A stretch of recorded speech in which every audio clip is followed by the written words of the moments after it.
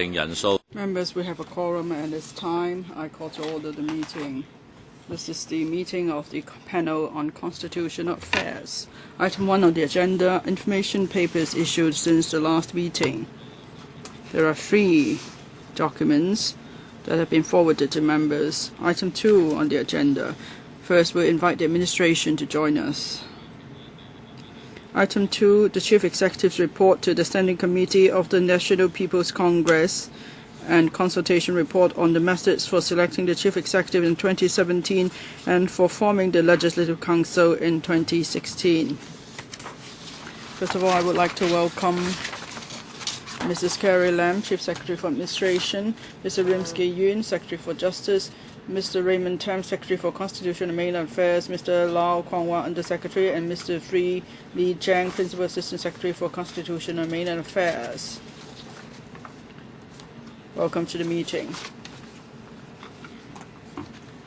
Now, this item is on the 2 reports, the consultation report and the CE's report. So, Mrs. Lam, do you have anything to say to us first?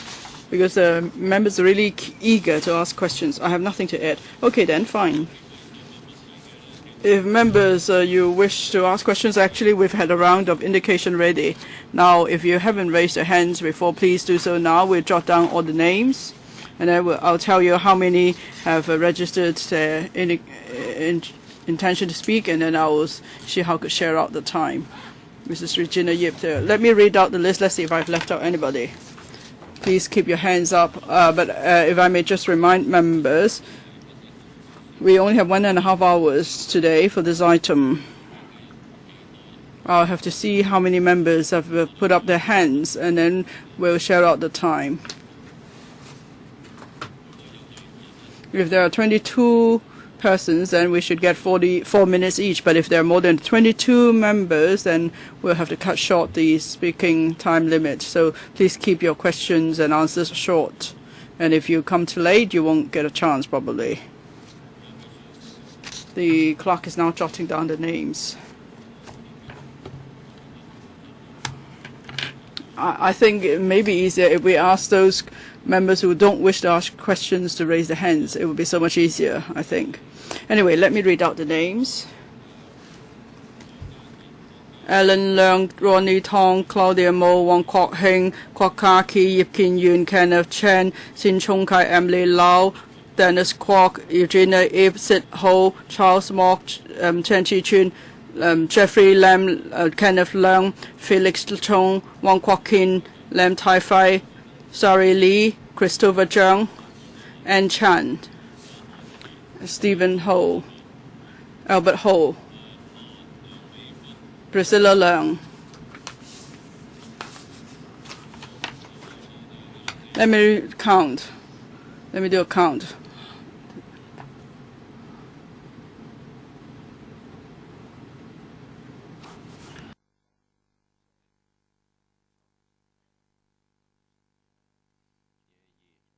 (22, 24). Oh, and Christopher Chung. Raymond Wong, he's put up his hand a long time ago. So,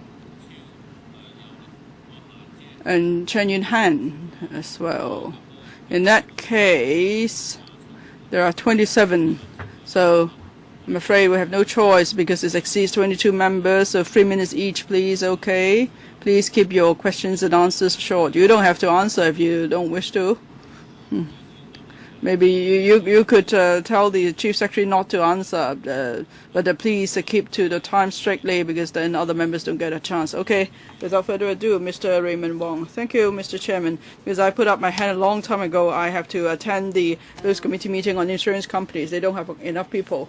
Anyway, the focus now is on the 2017 Chief Executive election. In the 689's report, it says that the formation methods for LegCo in 2016 do not require amendment. That means Annex 2 to the Basic Law does not require amendment. The Basic Law doesn't lay down any conditions for universal suffrage for LegCo. But then it's said now LegCo could only have universal suffrage for its election in 2020 after the CE's election in 2017. That's purely the decision of the MPCSC, and that's unauthorized, actually. It's like an unauthorized voting structure. So they're pitching themselves against the people, like what you're doing, Carrie Lam. So if MPCSC could retract its decision, if there is enough public opinion pressure here, because it's just the few of them making a decision behind closed door, but you lackeys, you try to speculate what they want, and so you make your report to read in a way that is in line with their wish, and you've gone even further. Now, there is no mention of abolishing all the functional constituencies in 2016. That's most regrettable.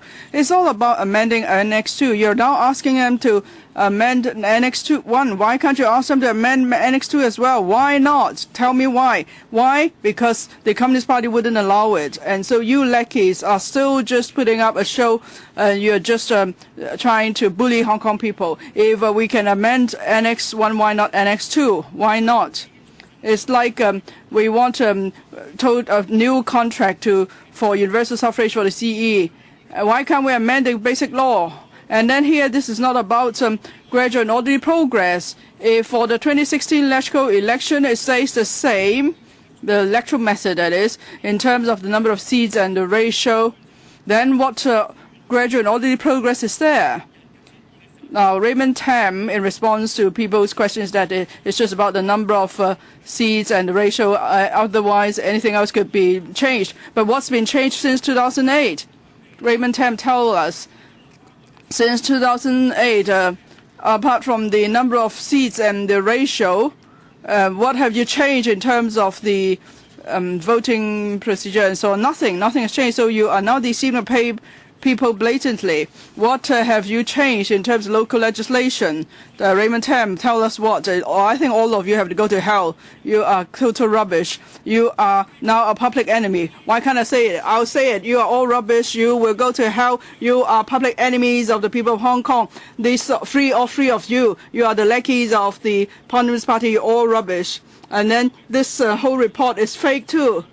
So there's no need to answer me. Next, Mr. Alan Leong. Two questions, Mr. Chairman. Mr. Zhang Dejiang received SAR government officials and pro-establishment camp members over the weekend in Shenzhen. But for those who voted, there are proposals with civic nomination. There are pan-democrats representing these proposals. And these proposals were voted for by 800,000 people. And these members didn't get a chance to meet with Mr. Zhang, so he's not trying to get comprehensive views. And I think it's a negligence, dereliction of duty on his part. So my question for the CS is, have you any plans to arrange for LegCo members, including pan-democrats, to meet with the central authorities? And what about those who have put forward proposals that meet international standards? Would you make arrangement for them to meet with officials on the mainland in charge of constitutional reform in Hong Kong?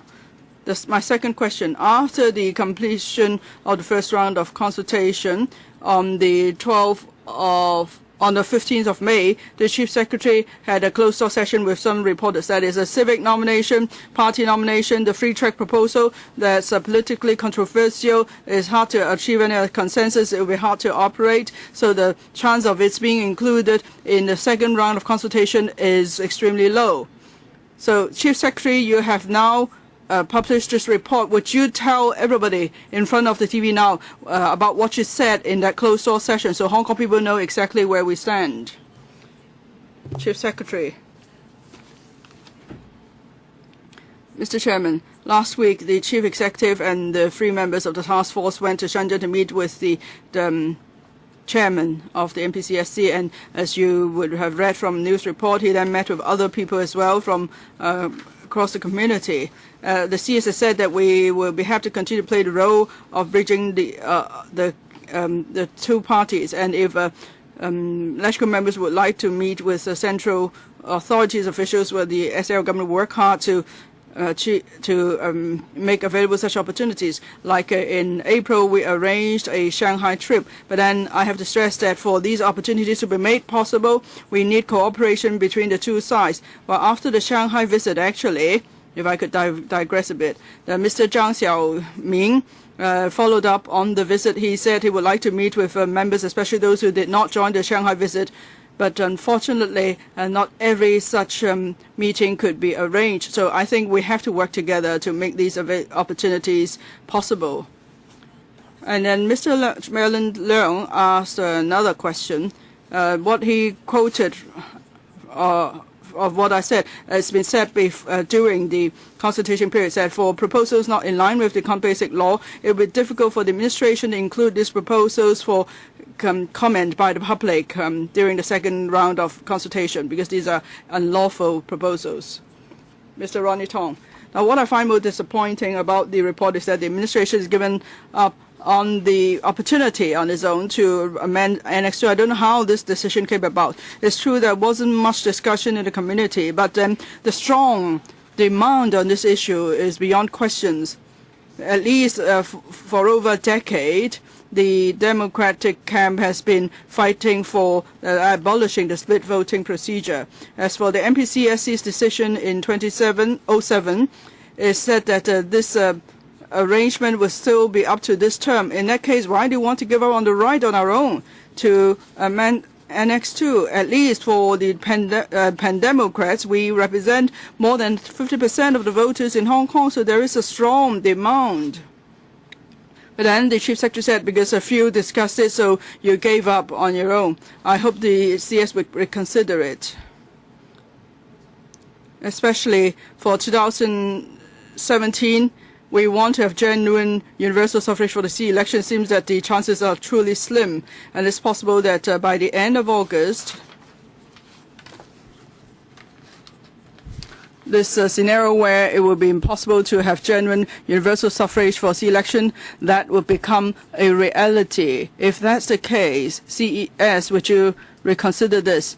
That is, after August, you would again invite the MPCSC to allow us to amend Annex 2. So at least when we don't have universal suffrage for the C election, then in terms of electoral election, we could make a small step forward. So CS, please consider that carefully. Mrs. Lam, in the consultation report, we mentioned, and the C accepted and included it in his report to the MPCSC, that in this round, there is no need to make amendments to Annex 2 to the Basic Law in relation to the formation methods for electoral in 2016. It's not like what Mr. Ronnie Tong said, that we gave up on this opportunity on our own. No, we conducted a 5-month consultation period. We attended more than 200 sessions and we received a lot of views. The fact is, very few people talked about the electoral methods in 2016, and if anyone did mention it, there weren't just casual remarks. They came up with two very important points. First, that is for the 2007 MPCSC decision, it will be C first before LegCo, where there will be universal suffrage for election. So that's why the focus has been put on the C election in 2017. It's believed that we should first get this right before we consider universal suffrage for LegCo elections in 2020. And also in 2012, there were substantial changes made to LegCo. Now we have 70 members, and this was the result. This is the result of the changes we made in 2012. Ms. Claudia. Thank you, Mr. Chairman. I find it regrettable that the CS said that you're willing to serve as the bridge for us. Just a bridge? Shouldn't you be fighting for us? Shouldn't the SAR government be fighting for the biggest possible political space for high degree of Hong Kong people ruling Hong Kong? No, I don't need you to answer that. It's just my comment. Now, in the past 2 days, Beijing has been going through proxies of its authority to say that for 2017, even if there's going to be a selection in the CE election, we should just take it first. But that's a lie. That's a complete lie. Now, it's already stated clearly that we need 2/3 majority support in this council for a constitution reform package to be passed. And for it's not possible. The pro-establishment camp wouldn't allow it anyway. So what do you mean by we just take what we can manage first? Now, there's someone who said that he's fine with anything. He doesn't care much about anything. Or whatever man, whatever man says that he really adores you. He admires you, but rather he doesn't adore you. He just says that he admires you. I'll come near you. This is what he said. This is the placard that he asked me to show you. And anyway, my question. You said a lot about LegCo. At least there should be a transitional package. Functional constituencies, expanding the electorate base or removing one or two sectors, agriculture and fisheries sector, for instance. You wouldn't even consider it a transitional package. That's my first question. My second question, last time when you came to LegCo, you used a term inadvertently. You said that maybe you have put it in a rather indirect way, but actually you have already negated public nominations. You just wouldn't say it. Actually, you have already struck a deal with the Beijing authorities. So you're just staging this show together with them. So aren't you deceiving the people of Hong Kong? Isn't this the biggest lie? As for functional constituencies, and next to you say there's no need to make any changes. It will be just business as usual. But for so many years we've talked about abolishing FC seats. So my question is, this CE election that has selection that requires someone to love country and love Hong Kong, and then the selection is not in line with international standards, and if this proposal is voted down by LegCo, would the two secretaries resign, or CES are going to stay on and run for the CE election? Mrs. Lam. I'm sure many would agree that democratic development is a process. And in the basic law, it's said that we have to have regard to the actual situation and achieve gradual and orderly progress. Mr. Chairman, I don't need her to repeat all that point. I just asked whether she would resign or not. No time left. Mr. Wong Kwok Heng. Mr. Chairman, I find this report objective. It reflects the truth and it's balanced. Now, for some of you with preconceived ideas, you have prejudices. You've been hurling insults on this report. And even in the face of that, the government officials work hard. They stand firm and in doing their job. And I give my tribute to you. And I ask that you continue to do your job properly. Chief Secretary, as you pointed out, there is now much confrontation. There's very, very little room. And in these crevices, how do we strive for some progress, however little, so that we could forge a consensus in this coming months or so before NPCSC makes a decision? What do you plan to do, Chief Secretary? That's my first question. My second question, I think the very focus now of the discussion is how we could enhance the democratic element of the nominating committee. As for the CE candidates, the threshold for joining the election and the way the CE will be elected, it seems that there is not enough focus on these issues. In the next few months, would the administration do more in this respect, say more publicity and more explanation about this? Two questions there. Thank you. Yes, thank you, Mr. Wong, for your question. I think the closer you are to the destination of universal suffrage, the road will be more indirect. And as I have said, the task before us is getting difficult. As Mr. Wong has said, the three of us in the task force will do our utmost so as to work for the 5 million eligible voters so that we can give them the ballot paper. As to how we can narrow the gap, I think we have to go back to the basic law. For the universal suffrage for the election of the CE is based on the basic law as well as the decisions of the NPCSC. If we depart from the legal basis, it is unlikely that we can achieve our target. Of course, we have a political consideration for any proposal to be made. We have to find out whether it can get the electrical's approval as well as the approval of the public at large. So in relation to the work to be carried out by us, as asked by Mr. Wong in his second question, among the various issues that we have handled, I think the most controversial one is exactly the one referred to by Mr. Wong. That is the democratic element of the nominating committee as well as the entry and exit mechanisms for the candidates. So we are going to enhance our promotion and publicity work. Dr. K.K. Kwok says the report that you have presented is unpalatable.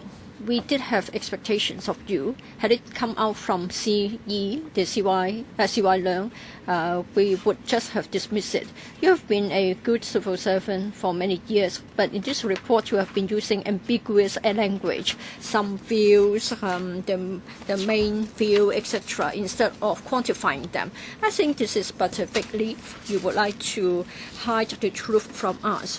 You have met with many groups and organizations, but we can see that they are all the pro-establishment organizations. There are many people who would just curry favor, and then for the emperor's new clothes, if you don't have any clothes on, then you are the one to be shamed. What is heartbreaking is that you are degenerating yourself. You say that you are a bridge. You are not somebody fighting for universal suffrage. Now, someone has told us that we better pocket what is on offer. I think this is something fake, and for civic nomination, for many people, we know what it is about. District Council, Legislative Council elections have been based on civic nomination. It isn't a monster to be afraid of. We want to have universal and equal election. And I think civic nomination can really meet the requirements. Please do not muddle through. Please do not mix up the truth and untruths. If you downgrade yourself to become a bridge, to become a messenger only, how are you going to make sure that there will be progress as a result of the political reform? Are you telling us that we have to wait? Now, Zhang Dejiang has been said to be selective in getting people to meet with, and you just sit there. Are you really responsible for the task? What have you done? If you are dedicated to the job, how come that for the 2016 formation of the LegCo, we are still marking time? Why haven't we moved in the direction of scrapping the FCCs? Two questions. Now, for this consultation report, I think since the handover, we have had two rounds of consultation reports. This one is consistent in terms of the approach with those two. So together with the bureau officers, we have been working hard. You are telling lies. For Dr. Kwok's point, I think he mentioned that in the basic law, mention is made about the equal and universal nominating procedures. I'm afraid this is inconsistent. The basic law says that the nominating committee is broadly representative.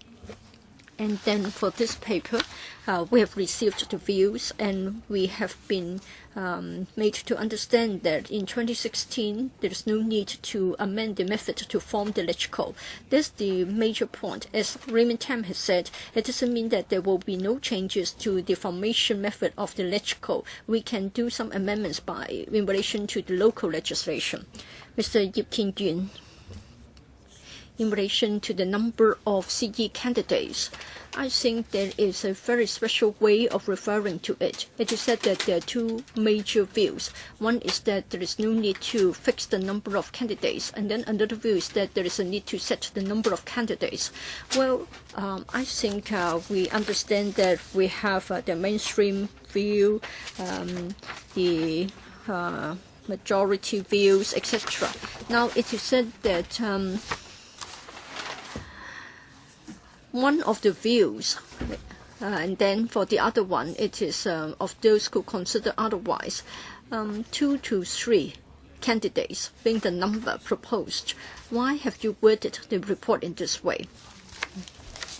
paragraphs 3.46 and 3.48 have made it clear that in different opinion polls in relation to the number of candidates, 3 to 5 being the mainstream view concerning the number of candidates. How come that here you talk about 2 to 3 only? So I want to know whether you would agree with me that is the number of candidates admitted will have a lot to do with whether the election will be universal. So some views, etc. That is on page 8 of the CE's report. How should we understand it? Some views. I want to know whether it is different from some part of the views. Well, since the publication of the report, together with Mr. Tam, we have explained the qualifying phrases, mainstream views, majority views, some views, one of the views, etc. Now, for Mr. Yip's question for the CE's candidates, we haven't actually put forward a specific view. For all the descriptors used here, we are not being sort of conclusive. When we talk about 2 to 3, when you go to the appendices or when you look at the footnotes, well, in fact, we have mentioned 2 to 4, 2 to 5, or 3 to 5. When we talk about the number of candidates, here we've specified 2 to 3. This is because there is a special rationale for this particular view. This is because in the past, CE elections, it was found that usually we had 2 candidates or 3 candidates. So when we talk about 2 to 3,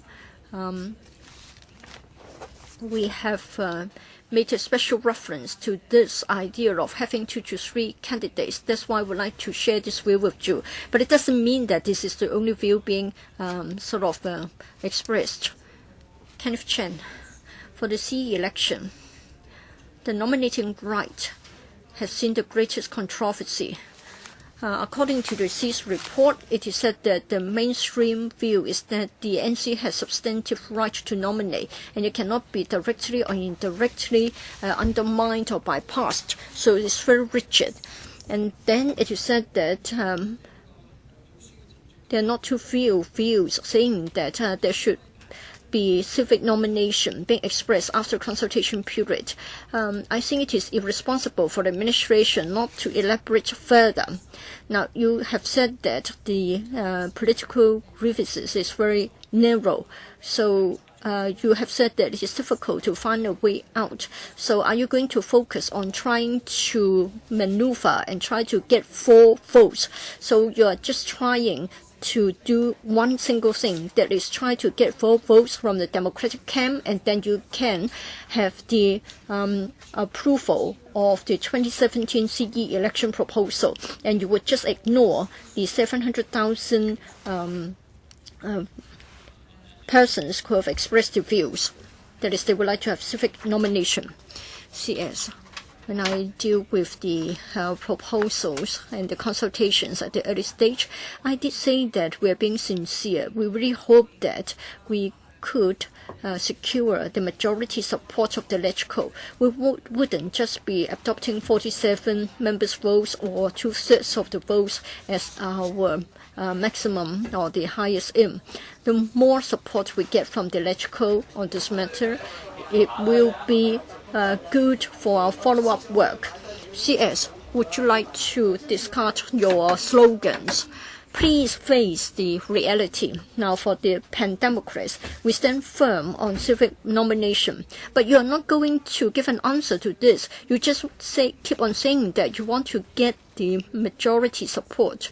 What are you going to do? And then what have you been doing in Shenzhen? You just try to unify the thoughts. I think that's the CCP's mentality. They go there to receive the orders, and then they just come back. Now, we don't want to have anything which is distorted. We don't want to have an election having the outcome predetermined. you are going to impose barriers on the entry as well as the exit stages of the elections. We want to have a universal suffrage proposal which has got the support of the community. So we have to go back to the basic law. Article 45 of the basic law has made it clear that the nominating right has been given to the nominating committee. So it's been said that for the democratic element as well as the composition, well, we just stop having delusions and then we just prepare for Occupy Central. Sin Chung Kai, the chairman of the NPC, met in Shenzhen some of the politicians here, and then Mrs. Rita Fan told us that Zhang Dejiang said that democracy is a process. Even if we are able, even having passed the proposal on this occasion, there will be room for further development. It has also been emphasized that we need to look at the gradual and orderly progress. I think Mr. James Toll already made this point last week. The greatest failure of the report is you don't propose to amend Annex 2 to the Basic Law, and you don't propose to change the composition of the Legislative Council. Well, I want to know whether this is breaching what Zhang Dejiang and others have said in the past concerning gradual and orderly process. You are standing still. You are not making progress, which is gradual and orderly. I know what the CS is going to say. You have said that without amending the basic law, there are still ways to amend the domestic legislation. There is room for some changes. Yes, I did notice your reply, but then there is a mainstream aspiration in the community. We want to abolish the FCCs. Even you can't do it overnight, have it been scrapped gradually, say for example 1/3, 1/2, etc. And then the other point is about split voting system. You're not going to change the composition because you want to keep the split voting system. Now for this term and previous terms, we have had the support of most of the members present, but then as a result of the split voting system, our motions have been defeated. This is the greatest stumbling block. Now you will be protecting the interests of the vested interests. You're not going to make any slight changes at all. Does it mean that in trying to take forward democracy, you're going to abandon the central authorities' policy to have gradual and orderly progress? CS, let me say this once again. For our consultation report, we've truthfully reflected the views we've received in the past 5 months.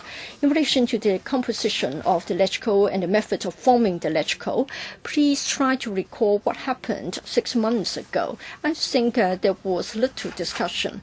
The only views received concerning the formation method, we've been told that since there have been substantial amendments, so we better stay put, and we have to elect the CE in 2017 first, and that's why we have said that there's no need to amend the formation method for 2016. We have a clear target, and we are moving towards the target gradually. It doesn't mean that whenever the opportunity presents itself, we have to make changes, and then we can qualify for having made a progress.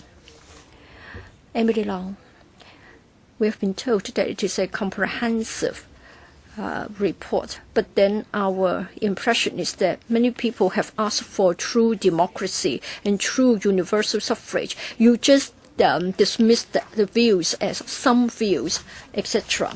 And then in the annex to the report, we have seen the number of organizations that she met. And then the New Territories Association of Societies was received by the CS 4 times, January, etc. And then for 2020, Hong Kong 2020, they asked for a meeting with the CS, but then the CS said she's too busy. Why is she so busy? And then some organizations have asked for a meeting with the CS, and the CS said no because of lack of time. CS. Indeed, in the 5-month consultation period, we might not be able to meet with all the groups. We might not be able to find time to meet with all of them. But still, we have welcomed the submission of views in writing. And in fact, for the views that we have collected in this paper, we do confine ourselves to those views received at meetings that we held with the organizations. Usually after the meetings, the deputations would supplement with written submissions. This is most incomplete. Now, Anson Chan's Hong Kong 2020 and other groups have asked for a meeting with you, and you said no, you refused. And at least you should have written down. So many organizations have asked for a meeting with you, but you were too busy. But you were able to meet with the New Territories Association of Societies 4 times. January 2 times, and then once in April, another time in May. So how many groups have asked for a meeting with you and you have refused, and why? Why is it that you had so much time to spend with the NT Association of Societies? Yes, what is important is that for all the submissions given to us, they have all been collected in this report. For Hong Kong 2020, say for example, I think its name appears 7 or 8 times. Yes, I understand your point. Why is it that you could meet the NT Association of Societies 4 times, but you couldn't even spare time for one meeting with the Hong Kong 2020? And how many more organizations couldn't get a slot to meet with you? I don't know whether the Constitutional and Mainland Affairs Bureau has made such a record. We did try to find time to meet with the deputations wishing to meet with us, but some of them had special requirements concerning the timing as well as the officials to meet with. I asked for the relevant information to be given, including the reason. I'll try to see if they can give us the information. Regina Yip. Thank you, Mr. Chairman. CS. Now, a lot of people have said that you haven't done your utmost, or haven't asked for no screening from the central authorities, and you haven't done your best to make sure that it is in line with the international standards. We've got so many experts here, and then Raymond Tam is the Secretary for Constitutional and Mainland Affairs. What is meant by international standards, and can elections be without any screening mechanism? Do you understand them, and do you have the duty to explain the matter to the public? It's not me who put forward such slogans, so you have directed the questions to the wrong persons. If you ask me what is meant by true universal suffrage, if we do it in accordance with basic law, then it would be so. Now, for 5 million voters, currently they don't have a ballot paper. In a few years' time, they're able to do so. They can cast a vote in the polling stations. They can go to the ballot box. That's true universal suffrage. Mrs. Regina Yip wrote an article last week. It's quite a lengthy one, but I spent time to read it carefully. I'm sure Mrs. Yip's research into this topic is quite substantial. Thank you for your kind words, but I would like to get your views. We have to encourage each other. As I have said,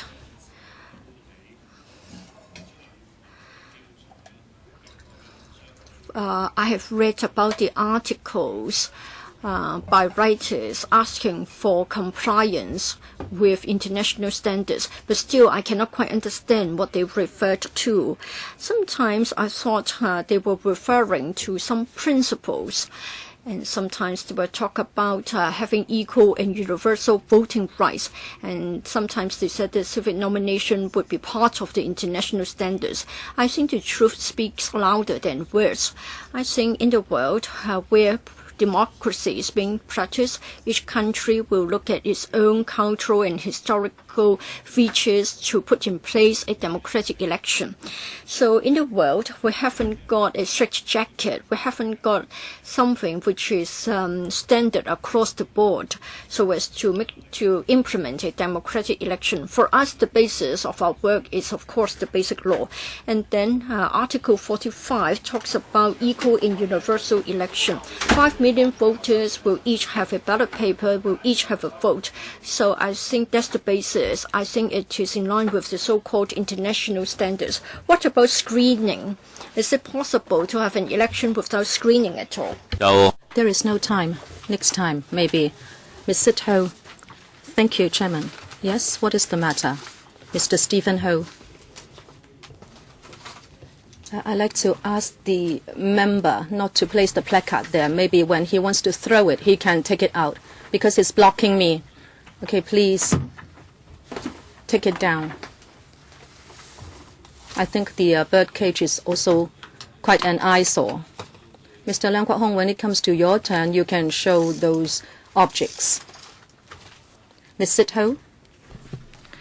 Yes, just now the CS said if some organizations would like to stipulate how the meeting would be conducted in a particular form, then it will be difficult to arrange. That is what the liaison office asked us to do. They said that we should meet them alone, and also we should not give an account of the meeting after meeting them to the public. So it was so difficult for us to arrange for such a meeting. So maybe CS, you can talk about this to the liaison office, and you should apply the same yardstick to other people and yourselves. I'd like to have a brief answer and question with the CS. Starting from 1997, the public understood the election committee to be a tool for ordaining or handpicking the CE. The 3 CEs have been picked by a small circle.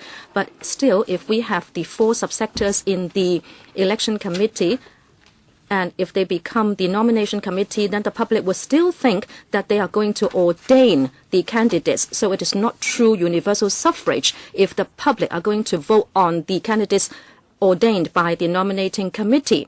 So CS, how can you do something to allay the worries of people thinking that the nominating committee would be ordaining the candidates?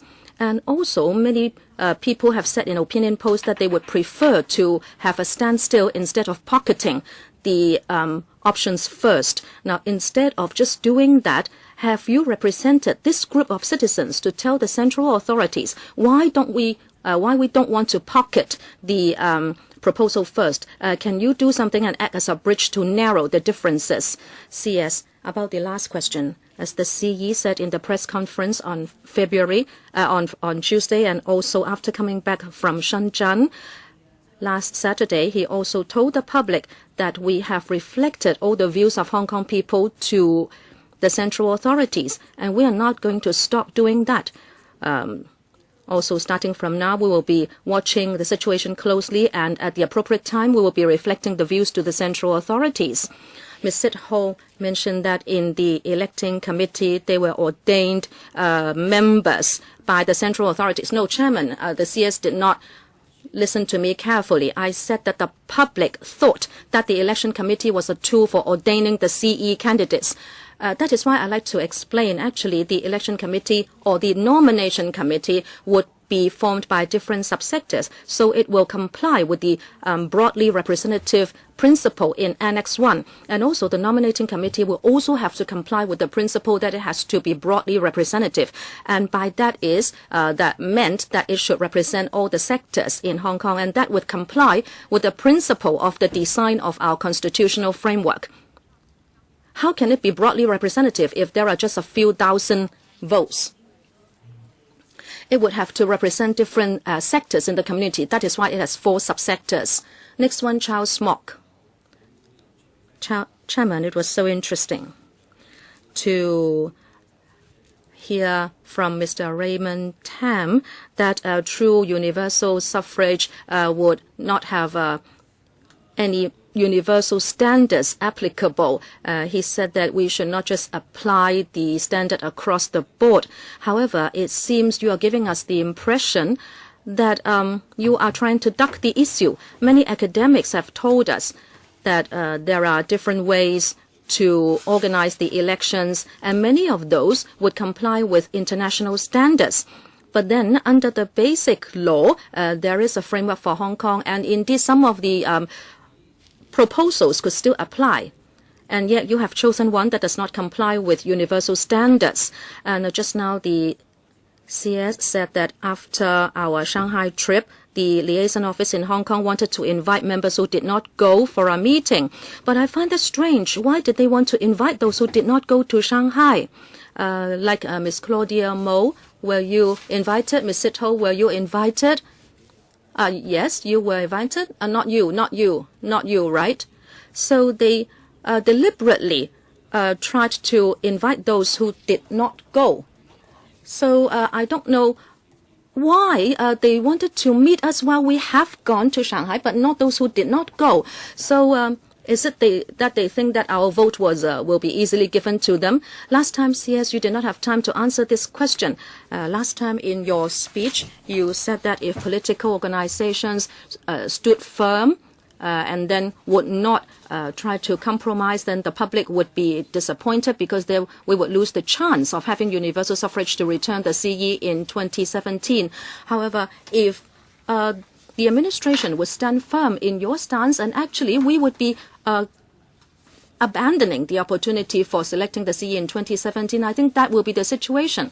So compared to so many views expressed by the public, what kind of compromise has the administration made? Can you show me where in the report compromises have been made? CS, in the first stage of consultation and in compiling this report, the objective is to comply with the first step of the 5-step process for our political reform, and that is to help the CE write a report to the central authorities to see whether we need to do anything to change the methods for selecting the CE in 2017 and for forming the LegCo in 2016.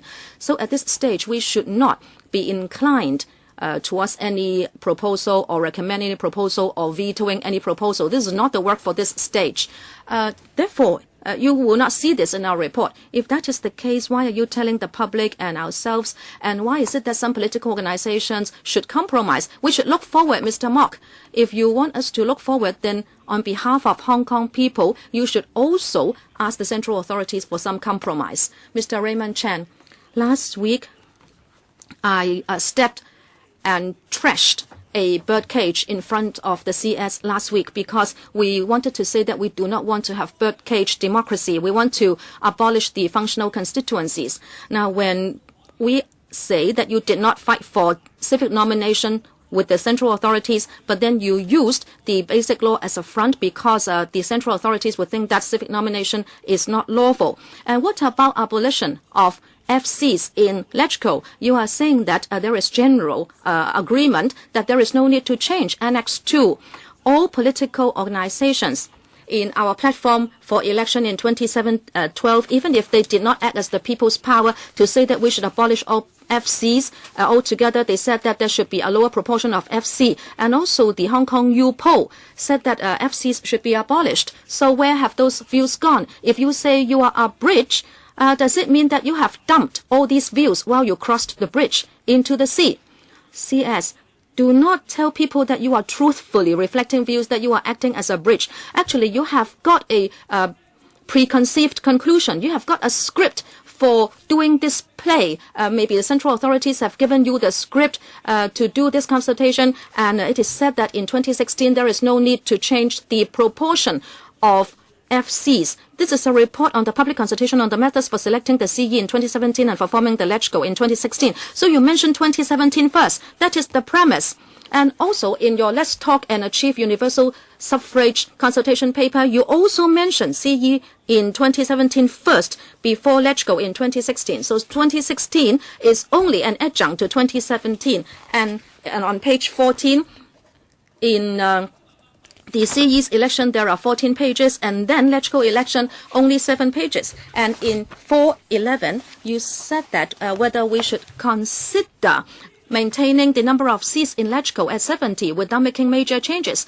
This is the premise. This is the script. And with that in mind, you say you are acting as a bridge, that you are reflecting views truthfully. How can you say that? We have to abolish FCs. Did you hear the public shout on the 1st of July in the rally, how can you say you do not have a prejudiced stand? You have half a minute to answer me.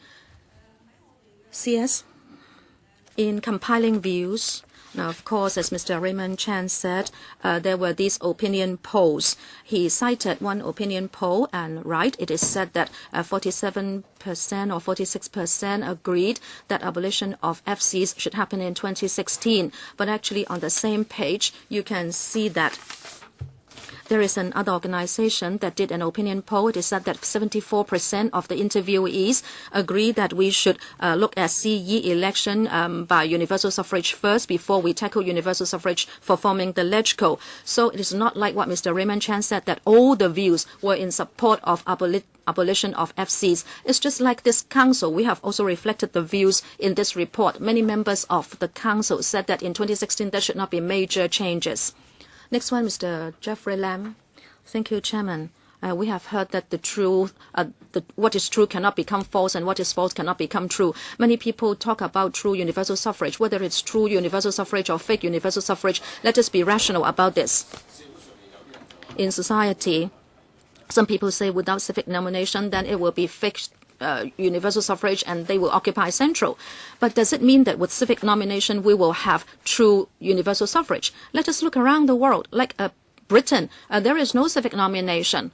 Does it mean that the universal suffrage or democracy in Britain is fake all along? So let us clarify this, and let us not take it to be true, whatever it is said by them, and talk about international standards. What do we mean by international standards? In all the countries, they have one country, one system, and our one country, two systems is unprecedented in the whole wide world. Talking about international standard, should we go for just one country, one system? Then does it mean that we should follow the political system in the PRC and also Beijing and also the laws of the PRC? Let us be fair. Let us be fair when we talk about international standards. When they say this, they will say, no. But what is true will not become false, and what is false will not become true. So no one now knows what is true or what is false. Those who say that it is true, maybe they are really false. Chairman, I have a question. Now that we have to work through the nominating committee in order to have candidates, some people say that if you go through the nominating committee, would there be ordaining of candidates so that there will not be true election? Is it possible that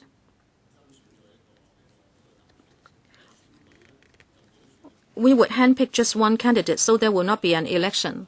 Well, it's okay. Let Mr. Jeffrey Lam speak on his own. We do not need to help him with the wording. Mr. Jeffrey Lam, in other words, there is a predetermined candidate. Doesn't matter. It's all right. What wording to use, I think we can discuss that later.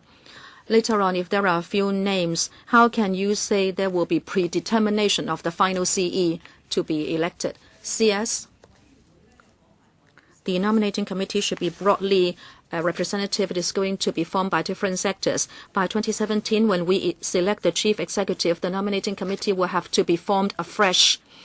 The eligible voters will be able to strive to become a member of the nominating committee, so they have the power to nominate CE candidates.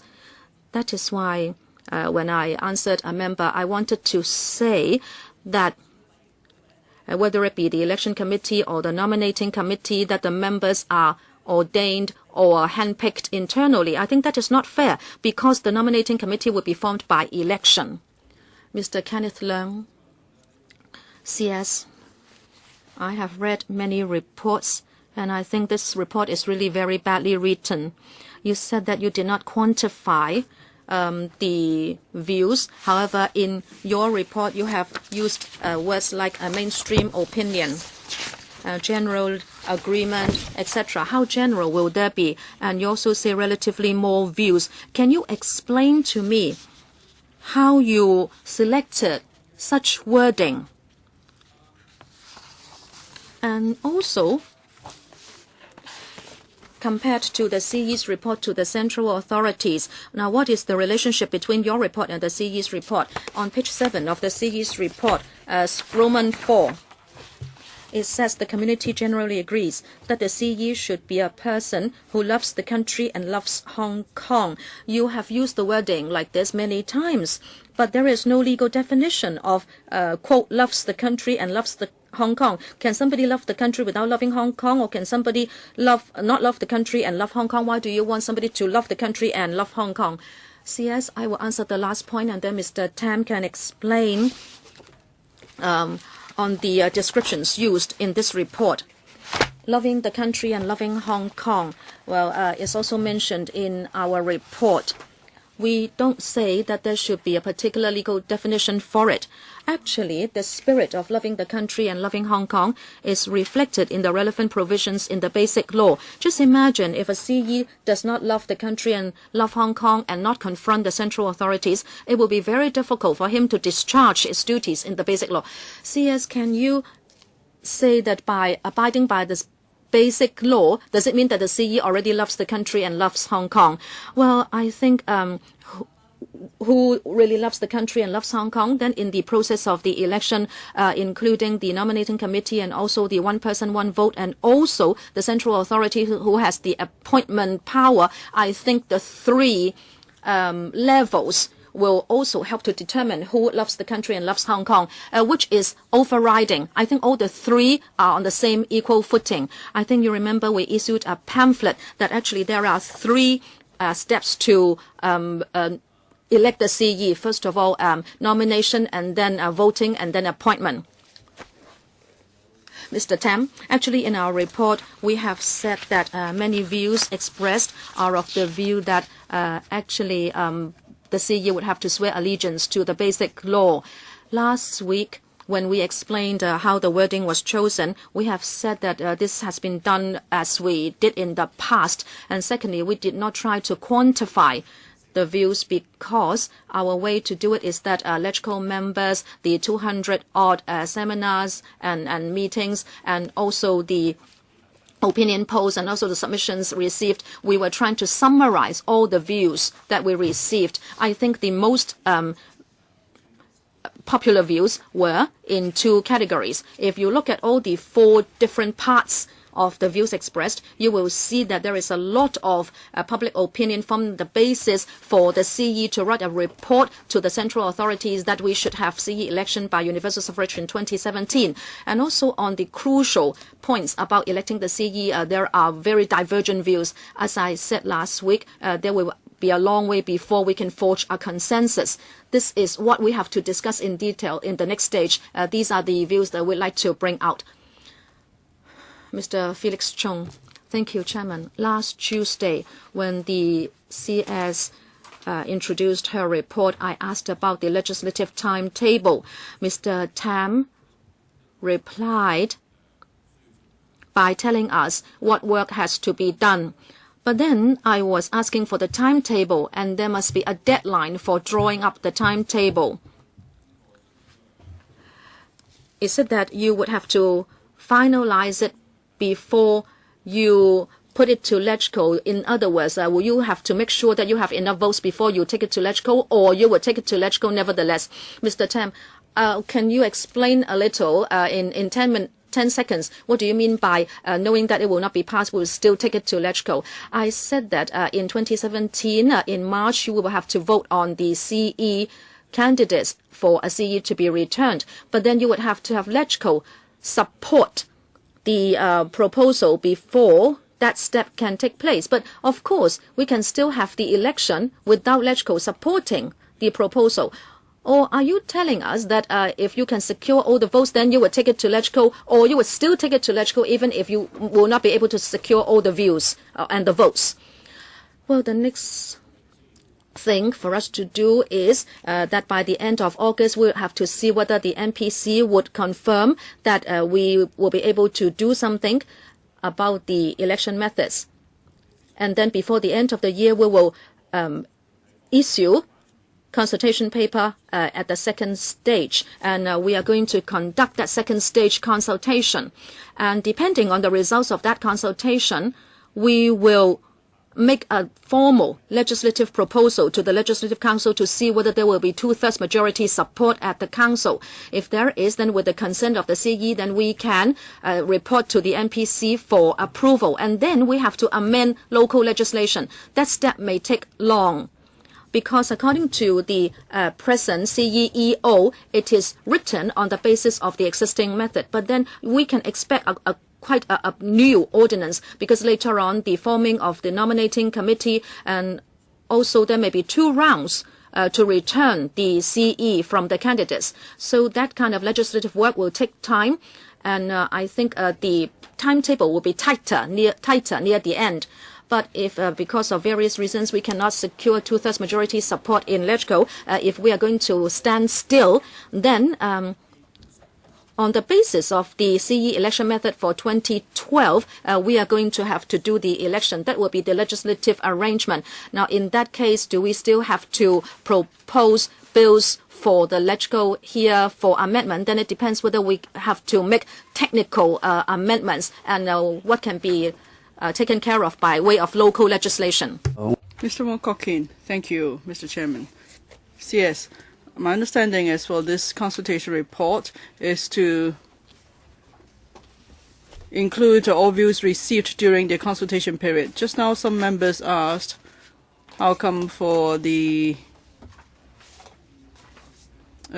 changes to the electoral methods for LegCo, they're not included here, because my understanding is perhaps during the consultation period the administration received relatively few views on the matter. If there was this voice in the community, how come you don't include it? If that's the case, you have to include a lot more other things. For instance, there are some opinion polls. Maybe one newspaper has conducted an opinion poll.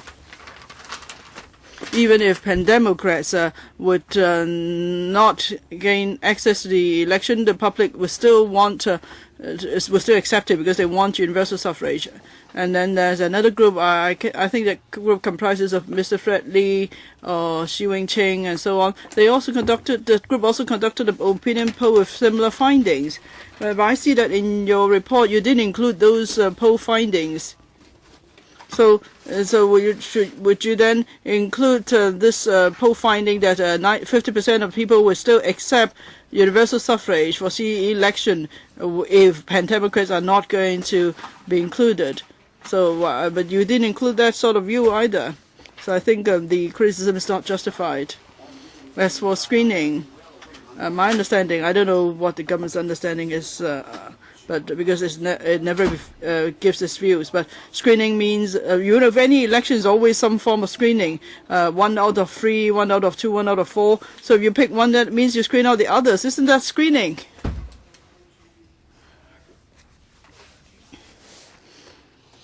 The organizer says that over 700,000 people voted for true universal suffrage and against screening. I think among this group, maybe they don't mind screening so much because for the 3 proposals that they voted on, they are a result of screening. Those are the 3 proposals screened out of more than a dozen proposals. Still, they went to vote. If they minded screening so much, they wouldn't have gone to vote. So if organizers said that people didn't like screening, how come there were some people went to vote on those proposals? Yes. Well, on Mr. Wong's comment, he's correct. In our consultation report, we've only included views received up to the 3rd of May during the consultation period. At the same time, we do realize that after the conclusion of the consultation period, many different views were expressed. That's why in the CE's report, the CE's decided that he would include those views because his report is not subject to the deadline of the 3rd of May. So that's why in his report paragraphs 13, 14, he's included views recently heard. As for screening, this is not the term we use in the basic law and our reports. But then in the course of nomination, these, I believe, are normal phenomena. Dr. Lam Kai-Fai. Thank you, Mr. Chairman. From now until the end of August, other than waiting for the MPCSC to respond to the Chief Executive's report, I think we could continue to give our views in a rational manner, but please do not engage in any radical behavior like occupying Central. But as you can see, during the consultation period, during the discussion on the constitutional reform, at critical moments, there were some symbolic pan-democrats who would blatantly engage with or collude with foreign forces, and I'm worried about that, and makes me angry too. For these people who represent a pandemic, has made it forgotten that China and Britain have this case. Britain forced China to sign the unequal treaty, and then Hong Kong was seceded to Britain. Maybe we didn't do a proper job in teaching of history. That's why people forgot about this history. Now, 17 years into reunification, now we're the masters of our own house, and so there's no way we should still invite views from Britain about our constitutional reform is something internal. Why must we want to divide the community? I still don't understand how come to this day there are still people still going to the United States and to Britain begging for support and bad-mouthing Hong Kong. Would that really help Hong Kong? Is it really necessary? I would tell you that these people are evil. They're bad people. No, in Hong Kong we have freedom of speech. We are a family. We could discuss views. We could have arguments even. I can accept that. But if you try to resort to foreign forces to interfere into Hong Kong's internal affairs, I think it's totally wrong. It's a sin. And I don't think the majority of people in Hong Kong would accept that. Recently, the NPCSC chairman, Mr. Zhang Dejiang, said that he expressed concern about foreign forces intervening in Hong Kong's internal affairs. The central authority wouldn't sit on his hand. So, CS, you show the responsibility. Can you, on behalf of the SAO government, make your position known? For such behavior, I think they're selling out Hong Kong, they're selling out the country. Would you strongly condemn these people?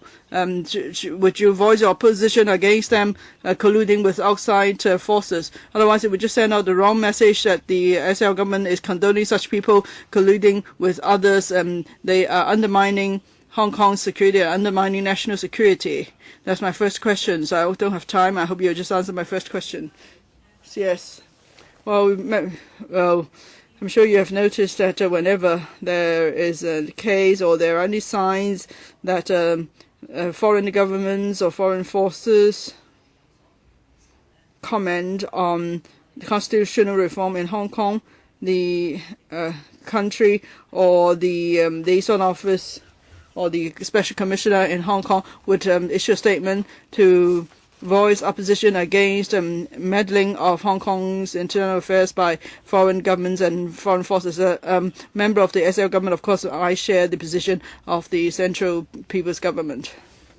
You have no time left, Ms. Sari Lee. I think this report has objectively reflected the views expressed received during the consultation period. Some members criticized the biased nature of the report. Now, I think it's not fair to you and your teams, yes, that there are such criticisms. My understanding is for all the views or submissions received, they could be accessed online. And you've gone through scientific and objective analysis of all the views. Of course, some may believe that certain views should have been expressed by more people, or what they believe in should be the majority view. But then in your report or in the reviews you received, that's not the case, and these people might not accept it. So, CS, can you tell us how many submissions have you received, and how did you do the analysis? Especially in the case of those supporting that we achieved universal suffrage in accordance with basic law. How is that view represented, please? Can you tell us? CS? Now, in the report, for every issue covered in the consultation report, we collected views from 4 channels. One important channel is, of course, views of electoral members and political parties. So you can see that we have detailed record of that. Even if one member has said something, is included in detail in the consultation report. The second channel is that we attended consultation sessions organized by different groups and bodies, and also the views they submitted. And third channel is submissions from individuals. There are close to 124,700 submissions. And then the fourth channel is that during the period we have been we gauged public views, and also some submitted opinion poll findings to us. So these are all included in our consultation report. And as Ms. Starry pointed out, this is all in the online. And on constitutional reform, the public generally agrees that we should go by the basic law and the decisions and interpretation of the MPCSC. Well, that I would boldly say that is a view generally agreed to by the public. And in fact, after the publication of the consultation report, I haven't heard any challenge that this general view is not a truthful reflection of the view. Ms. Lee. Now, okay, the report has been published, so that means the 5-step process has been initiated. During this period before MPCSC makes a decision, what more are you going to do about the views you have received and about explaining this historical process to the public in clearer terms? Yes, we're not going to waste the next 5 months ahead of us. We have actually invited different groups to continue discussion with us, because I believe we have to go through communication before there's any chance of us narrowing differences. Dr. Priscilla Leung. Now, we want to have universal suffrage because we want a better future for Hong Kong. Now, around the world, there's no such thing as one country, two systems. It's unique in China. So the path we embark upon on constitutional reform, we do not necessarily have to refer to the overseas experience. It's not that overseas brand names are always better. Well, it's like a piece of clothing. It has to fit us. So the system has to fit one country, two systems. If you move too fast, you might trip, and some may not be able to move so quickly. So it's all a matter of accommodation. You can't just disregard consequences. Like last year, before there was any discussion, the negotiation, some proposed a major assembly to paralyze China Central, which is unlawful. I think that's wrong. It's a bad start. So that's spoiled the atmosphere for discussion. And now there's no mutual trust. Now, some may want us to do well in proceeding with democracy, but then we wrong-footed at the start of the campaign. Somebody proposed occupying Central, so now we have been led to a radical path. This, the atmosphere now is worse than that in 2005 or 2006. Or 1985, 1990, when there was the Sino-British the negotiations. For those members who do not support public nomination, please work together, guide public opinion to the right path. Don't head for the dead end. You have to tell people the public nomination is against the basic law, because then that means we're getting nowhere. Like Mr. Ronnie Tong is so pessimistic. I think we should guide people back to the middle path. I think a nominating committee is the best for one country, two systems, because we have to maintain prosperity and stability and a capitalist system in Hong Kong. For the four sectors, the four-sector design is so that Hong Kong could maintain its capitalist system. At the same time, we could maintain our prosperity for a long time. But now there's so much populism in Hong Kong. In the past year and a half, you've been talking about public nomination. I'm worried that you will bring one country systems to collapse, and then we won't even have any prosperity. So please, can you take a step back, forget about public nomination because it's unlawful. And during this period, could the administration make it clear to the public you can ask for anything? Because no one needs to take responsibility. But if you put forward such a request, you put an obstacle in the way of discussion, because then the central authorities might think, how come so many people are in favor of breaching the basic law? So won't you be honest and candid and bring people back to the basis of the basic law? Mr. Christopher Leung. Chung. Thank you, Mr. Chairman. The Chief Secretary, the Secretary of Justice, and the SCMA, they've all worked very hard the past few months. I commend their effort, and I support this report. I think the CBG's position is clear. That is, we must go by the basic law and the decisions of the MPCSC to take anything forward.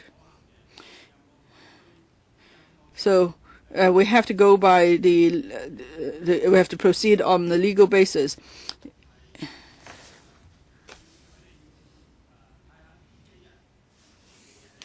You know, in the past few days, you have to see how many people have now stood up and signed in support of democracy and against Occupy Central. So people have to see that. Now we are now in a critical stage of this exercise, and the Central has already said that the 2017 election is not the end game. We could take things forward progressively and gradually. So for the silent majority who are against Occupy Central, would you use the silent majority's view to lobby those people to listen to the people's views and give up Occupy Central? Mr. Slam. Now, in response to the request of those who proposed the Occupy Central, I am going to meet with them. But as many have said, between now and MPCSC making a decision, we should just sit on our hands. We must forge further communications with a view to narrowing differences. That's why I've agreed to that meeting.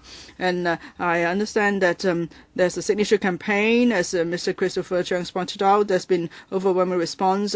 That Alliance for Peace and Democracy, we've also arranged to meet with them.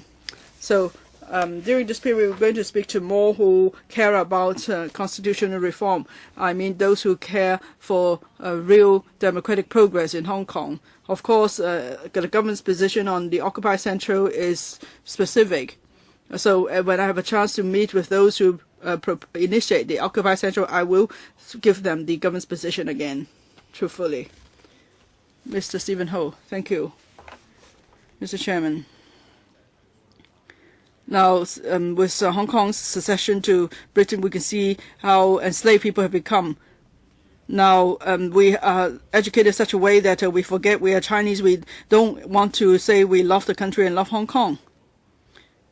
Now, Mr. Raymond Tam mentioned a point I agree with him, that it was this true universal suffrage that is in line with the basic law and is in line with the law. Then it's true the universal suffrage. Because as many have pointed out, rule of law is our core value. So if we accept a proposal that's not in line with the basic law, does it mean that we're not defending our core value? So the government has to consider that very carefully. I want to ask you, for public nomination, could you actually include it in the future proposal? If you can't do so, I'm giving you a platform to tell us, no, it's not possible, it cannot be done. So we won't waste any more time. And then, second point, before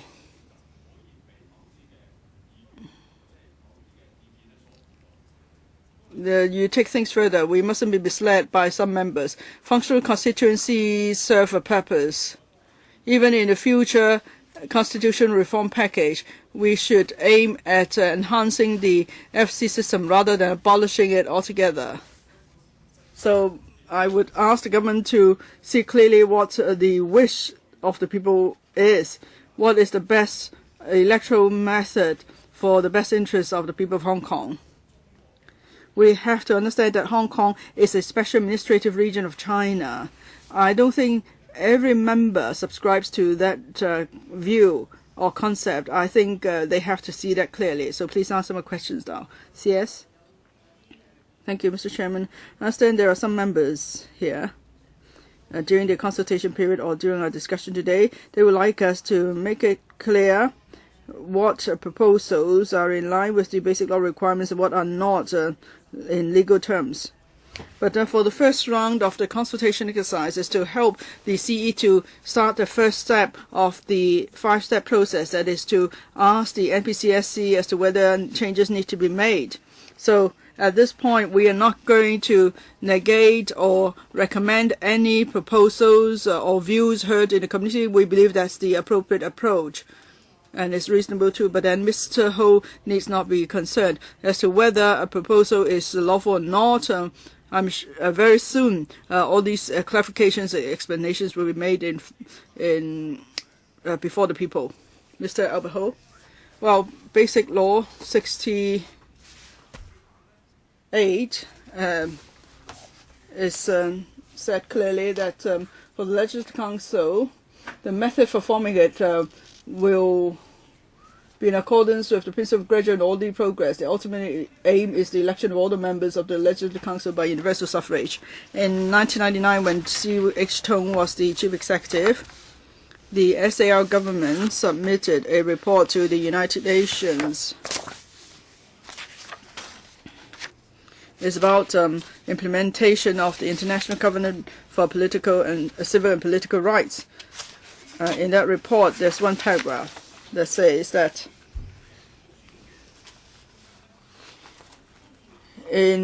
as we move towards universal suffrage for electoral election, functional constituencies are but a transitional arrangement. What does a transitional arrangement mean? That means these seats will eventually be abolished. That means over time, in a gradual and orderly progress, the number of FC seats should be reduced progressively. Only that would it be in line with the principles spelled out to the United Nations in that report in 1999. And then is in line with the principle of gradual and orderly progress. But all these years we haven't done this.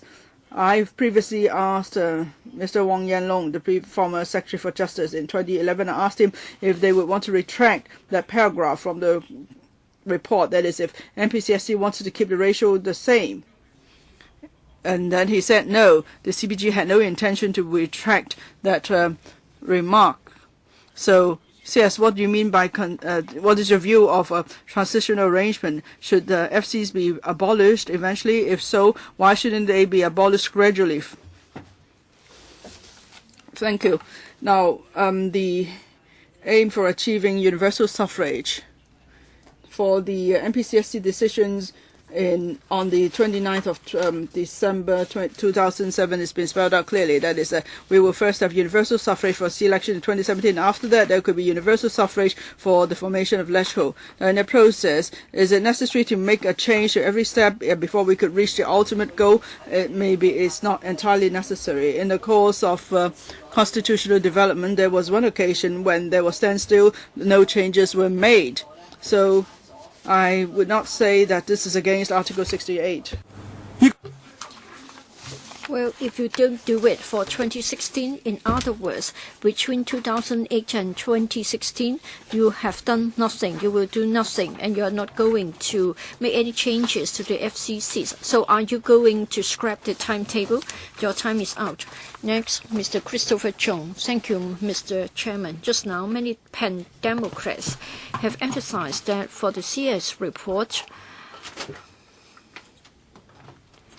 in relation to the universal suffrage for the selection of the CE, it will not be up to international standards. By how much have we fallen short of the international standards? What must we do to catch up? And then it is said that the election is going to have a screening out process. Maybe I'm being ignorant. So please tell us as to which advanced countries do not have any screening mechanism so that anybody can put down his or her name to become a candidate. Would like to take up the question? Mrs. Lam. Yes, Mr. Chairman. Let me be brief. All along, we have been told that we should have our elections on a par with international standards. Yes, we agree, but then we haven't got one single standard which is regarded as international standards. Every place must look at its own national or regional circumstances, its own historical background and other features before designing the best political structure. In Hong Kong, we have to emphasize a number of things. First of all, we are a special administrative region under the CPG. We have a high degree of autonomy, but at the same time, we are accountable to the central. So for our political design, the CPG has got the constitutional power. Our constitution makes it clear that when we have universal suffrage, we must have the nominating committee, which is broadly representative, and then there will be a democratic procedure to nominate candidates. For us to implement universal suffrage, we have to follow the clear legislative provisions instead of dwelling on so-called international standards which haven't got a clear definition. Screening. We'll take up the question, screening. I think I answered the question before, and that's also in relation to the nominating committee. Next, Dr. Helena Wong. Mr. Chairman, for the 5-step process in the report, I think we have made the wrong step in the first place, because the report is a total distortion of public views, unscientific, and you are deceiving both the people and the your senior. Now, had it been otherwise, you would have received a round of applause. But in fact, there are people saying that you're objective and unbiased, but we have said that you are biased and unscientific. So there are polarized views. It shows that your report is problematic. Now, the worst thing about your report is that basically you're screened out through universal suffrage. You have talked about loving Hong Kong, loving China. I think you are adding things to the basic law. For the CE's qualifications or eligibility in the basic law, it doesn't mention anything about loving China, loving Hong Kong. Yeah, you have to be of the age of 40 or above, no right to reside in overseas countries. How come that you can include loving China, loving Hong Kong as a criteria, but who's going to interpret what is meant by loving Hong Kong, loving China? Will pan-democrats be regarded as not loving China, not loving Hong Kong? Of course, we won't agree. It's only those who betray the future of Hong Kong should be regarded as not loving Hong Kong, loving China. So I don't know whether you're misleading the central or you're being misled. 88% of those in the referendum told us clearly that should there be an element of screening in your final proposal, not in line with international standards, we've been asked to veto the proposal. CS, have you ever assessed the following? That is, if your final proposal is going to mean a standstill for political development and with an element of screening, what are you going to do? Well, for the international standards, we haven't got a single standard. And then if you ask a question, that is whether the Hong Kong citizens would accept something which is against the basic law, which will the people of Hong Kong accept a CE candidate who is against the central? I'm sure we'll have an equally high ratio of people saying no. I think the people of Hong Kong are rational and pragmatic. They know that for CE to effectively discharge the functions given to him in the basic law, the CE must be somebody who can cooperate with the central authorities. He must be somebody who loves Hong Kong, who loves China, and our proposals cannot depart from the provisions in the basic law. Frederick Fung, for the method of forming the LegCo in 2016, being gradual and orderly. Well, she's saying that there was substantial amendment last time, but then it was just 5 more supersedes, and the ratio between the directly elected members and the functional constituency members remained the same. When we talk about gradual and orderly progress, it means that we are making a step each time. I think you are arresting the pacing. So it is in black and white that you're breaching the basic law. For civic nomination, it isn't cast in stone, and you say that it is against the basic law. Now, there is something very clear in the basic law. So, can you dictate the pacing? You say that it is fast, but I think that it is slow. Who's going to make a decision? Who's going to judge? Would it be up to the court or up to the central authorities? the so-called orderly, I think you have got a wrong understanding. For the electoral's composition in 2016, you must make a change. For CY Leung's report, I would like to turn to page 8, paragraph 7. Some views are of the view that the nominating committee can nominate. Others have also got nomination. Now, he would always say some views, but then according to your report, you have said that it's the minority's views, because according to a radio program that you went to, you said that for majority more than half, some views less than half. Some views, but then we're talking about the voting result of 790,000 electors or voters. Even if you halve it, it is still 350,000. For the views that received 129,000. So how come that a few 100,000 views have been regarded as some views only? Maybe the SJ, Mr. Yun, when we read Article 68 of the Basic Law, actual situation, gradual and orderly progress. So other than taking care of gradual and orderly progress, we have to look at the actual situation. You turn to Annex 2 to the Basic Law. It says that it may be amended, but you don't need to amend it every time. So we have said that taking into account the actual situation of Hong Kong and all the factors, the majority view is that there's no need to amend the method for the electoral in 2016. That's what the report means. For the second question, well, let me give a view concerning democratic process. I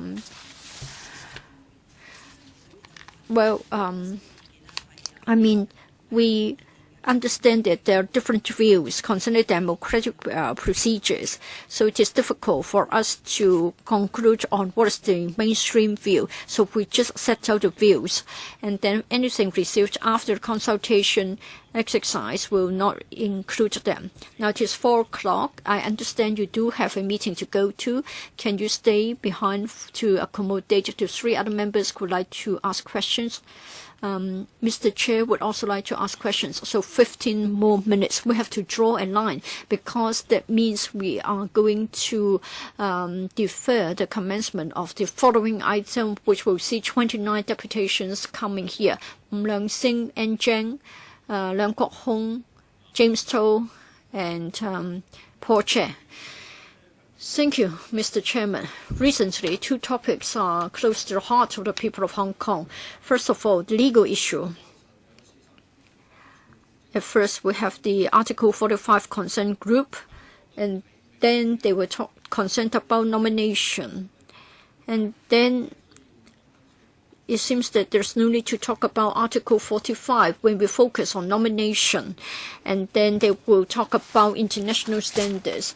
If we replace international standards for basic law and our domestic law, then it means that our rule of law will be jeopardized. Well, would you agree with this view? And then a certain Mr. Zhang, the convener of the Alliance for True Democracy, he has been exposed to having made a false declaration about his nationality. It has been found that he's a holder of an Australian passport. So if we have got somebody being the leader of political reform, would you agree with me that he's going too far, and it will be an external force instead of Hong Kong people governing Hong Kong? Does it mean that we are going to introduce even more foreign forces? Like the Commissioner's Office for the MFA, we should prevent external interference. And in fact, recently, we have got people going out to invite external interference. So for such external interference with the internal affairs of Hong Kong, do you think we need to do something about it? And do you think that we need to ask the instigators to make an early announcement about their nationalities? Of course, we agree that the rule of law is a core value of Hong Kong. When we talk about political reform, of course, we attach a lot of importance to the legal basis. Mr. Ng Sing's understanding is correct. There is Article 45 talks about the elections about the CE. There must be a nominating committee to nominate the candidates. We certainly respect the rule of law as well as the legal requirements. Mr. Ng mentioned a particular person promoting political developments. Allow me not to comment on such issues. I think the public have got their own views. For the so-called external interference, the MFA spokesman has come out to make a statement. Political reform is something for Hong Kong, something for China. We do not welcome any interference by any foreign governments. And Zhang, Mr. Chairman, I attended seminars and I attended discussion forums concerning political reform. I have found something very serious. Probably it is due to and related to the work of the Hong Kong government. Many people in Hong Kong say, for example, concerning the concepts of citizen and permanent residence, they have an unclear idea. Some young people don't even know that the CE has to be a person who is a citizen of Hong Kong and not just a permanent resident of Hong Kong. So maybe in relation to this matter, we have to enhance our publicity so that the younger generation can know more about this. For the truth, yet some people have said that they are citizens. They want to know why they haven't got the right to nominate a CE candidate. It is right for them to ask such a question. That is, they want to know why they haven't got the right to do so. I have to tell them that we need to make the steps one by one. We won't gain by making hasty moves. Now, for the LC election and the CE election, we have to be gradual and orderly. Now, instead of an election committee, we'll be having a nominating committee or something similar. And then the voting rights will be given back to the people of Hong Kong. The CE will be elected on the basis of one person, one vote. This is already a major step forward, a substantive change. But then in the mind of the younger generation, they think that they are Hong Kong people, they are Hong Kong citizens, they think they have the right to nominate a CE candidate. Yesterday at a forum, it was really funny. Now, the host said that citizens' right to nominate is the same as a permanent resident's right to nominate. Even for him, he had got a wrong understanding. So, CS, perhaps you should consider having some summer classes so that younger generation who are interested can attend such a class to learn more about it. Maybe our publicity can be more flexible. Don't always try to take a very serious tone and say that according to the basic law, only the nominating committee has got the nominating right. It's too boring. Can you not sort of cite some real-life examples to back up why you have to do so? Don't mention the central authorities every time. I think everybody in Hong Kong knows that if we are too hasty in making our political reforms, it may not be good for the people of Hong Kong. So for this matter, please ask the scholars to study the pros and cons of making hasty changes. Leung Kwok Hong. Well, I think people getting exuberant when they are closer to the center of powers. Zhang Dejiang is shameless.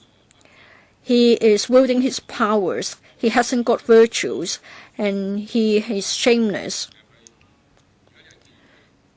Now, people met Zhang, and then they are prevailing above you, and they are stepping your back. I just throw it away. You can't do so. You can't throw away things like this indiscriminately. Zhang Dejiang is a Communist Party member.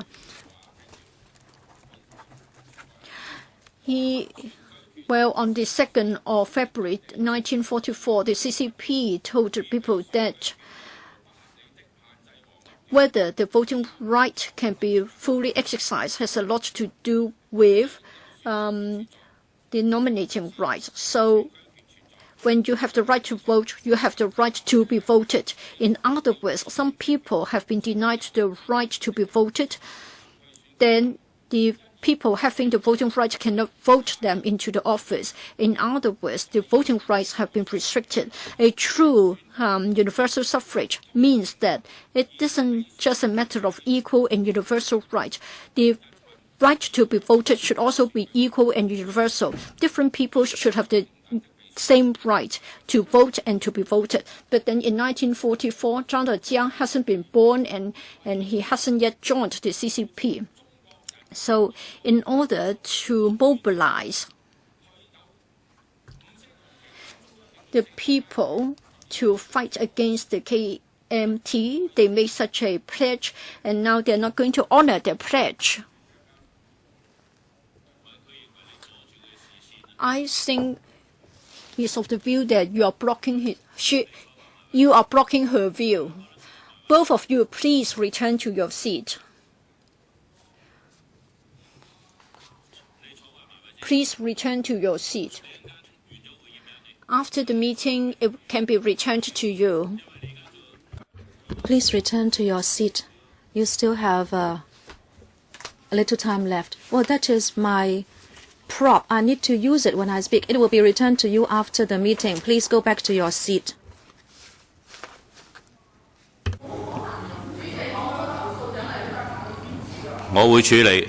I will deal with it. Sorry, speaker's not coming through. Order, please, members. This is birdcage democracy, right? Of course, the clock should not be ticking. This is Zhang Dejiang's birdcage democracy. Please sit down, or else you are going to damage the table. That is public property. Now this will come out. This is universal suffrage to return the CE and occupy Central. Zhang Dejiang has forgotten the teachings of the CCP. I have to ask the CCP. The CCP has promised this. I just want to get it back. Last time, I did not really want to throw it at you because maybe you would get hurt and because you are a woman. So this time, I'm not going to throw it at you. I don't want to be impolite. Last time, that birdcage was made of paper. Chairman, let me tell you this. You don't have to shout. We did not act unfairly to the CCP. It's vice versa. Okay, please sit down. Mr. James Toh. Chairman, I really appreciate what Mr. Leung Kwok-hong said because he did the research. He knew what the CCP said. In fact, in the hearts and minds of the CCP, they know what voting rights and the right to stand in an election mean. I think his research has been well done because he's quoting the words of the CCP to criticize the CCP. Zhang Dejiang is also the chairman of the Central Group on Hong Kong and Macau. The three-person team on constitutional development went to meet him. I think they would have received some instructions or directives. That is what I believe to have happened. Last week when CS came to the House Committee, she said in para 14, and I quote from her, she said that we must try to find the biggest consensus in this narrow political crevice. And we must have the biggest courage in order to do so. The CS has met with the leader of the group on Hong Kong and Macau. Can you now share with us about your view on this narrow political crevice? You said that we should make use of our courage and wisdom. And what are you really talking about? Can you share with us what you are talking about? So members here and also the public know what is meant by this. Last week, together with the CE, we met with Zhang Dejiang, and in the first instance, after coming back, the CE said to the members of the public, and Mr. Zhang told us two things that we feel were very positive. First of all, he reiterated that the central authorities is sincere that in 2017 we can lawfully have universal suffrage to return the CE, and also on the basis of the basic law and also interpretation and decisions of the NPCSC, we should have rational discussion and also forge a consensus. I think what I mean by courage and wisdom is that we have to base on the basic law and also the interpretation and decisions of the NPCSC so that we can try to find a way, a proposal, so that we can make this big step forward towards democracy. Is it that the nominating committee can be formed in a very different way, or are there limitations? Say, for example, what if all people in Hong Kong to join an election to become nominating committee members? Or is it that there will be restrictions on everything, and not just on civic nomination? CS? Now, Mr. James Toh talks about limitations or restrictions, but in our view, we are really talking about the stipulations of the Basic Law. In Article 45 of the Basic Law, it says that there should be a broadly representative nominating committee. Time is up. Mr. Paul, Chair. Oh, I think I don't need any reply. We have been mentioning the Basic Law. Well, but I think in terms of the direction and choices for our political reform, I think we should also be talking about people's inclinations. And I believe you can make use of a more human way to explain to members of the public why in our political system, civic nomination is not suited to Hong Kong. It's not just a legal issue. Number two, CS, maybe I don't understand this correctly, but I think she was forced in a way into saying that about FCs, and also in 2016 for forming the LegCo, whether there is a need to have gradual and orderly progress. Now, if our understanding is correct, universal suffrage doesn't equal district direct election. There is no equal sign between the two. As long as we go in the right direction to have universal and equal suffrage, instead of just having district direct elections, I think you should look into that direction. I don't think you should duck the issue. As long as there is a clear understanding of the real meaning of universal suffrage, even if there will be functional constituencies, as long as we walk towards universal and equal suffrage, we will still be able to abide by the basic law.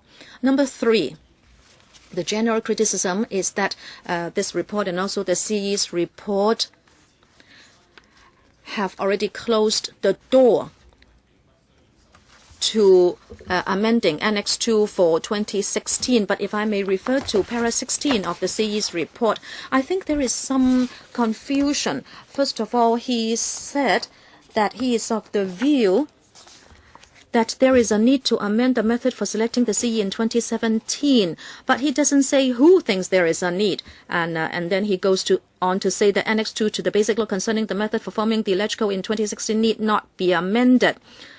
I don't think there is a subject here. In other words, who has these views? And then in the last line, it seems that he is reopening the door. He says, I now invite the NPCSC to determine whether there is a need to amend the methods for selecting the CE in 2017 and for forming the LegCo in 2016. So in a way, he is opening the door again by asking the NPCSC whether there is a need. So what is the role of the administration? Are you just summarizing the views and then you are putting them forward just to the NPCSC? So you have not got any final view, is that right? You are just truthfully reflecting the views and you are referring the issue to the NPCSC. So in a way, you have not closed the door to these views. I hope if there is an opportunity, please clarify your views. Okay, you have to wait till next time. Dr. Fernando Zhang. Thank you, Chairman. We know that one person, one vote does not necessarily mean universal suffrage, because before that happens, you may already have picked some candidates for people to vote on, even if that is done by one person, one vote. That is the whole point of the controversy. Hong Kong people would like to have real choice as soon as possible. And by the latest, in 2020, there should be universal suffrage to return all members of LegCo. In 2017, as Beijing has promised, Hong Kong people should be able to choose their own CE.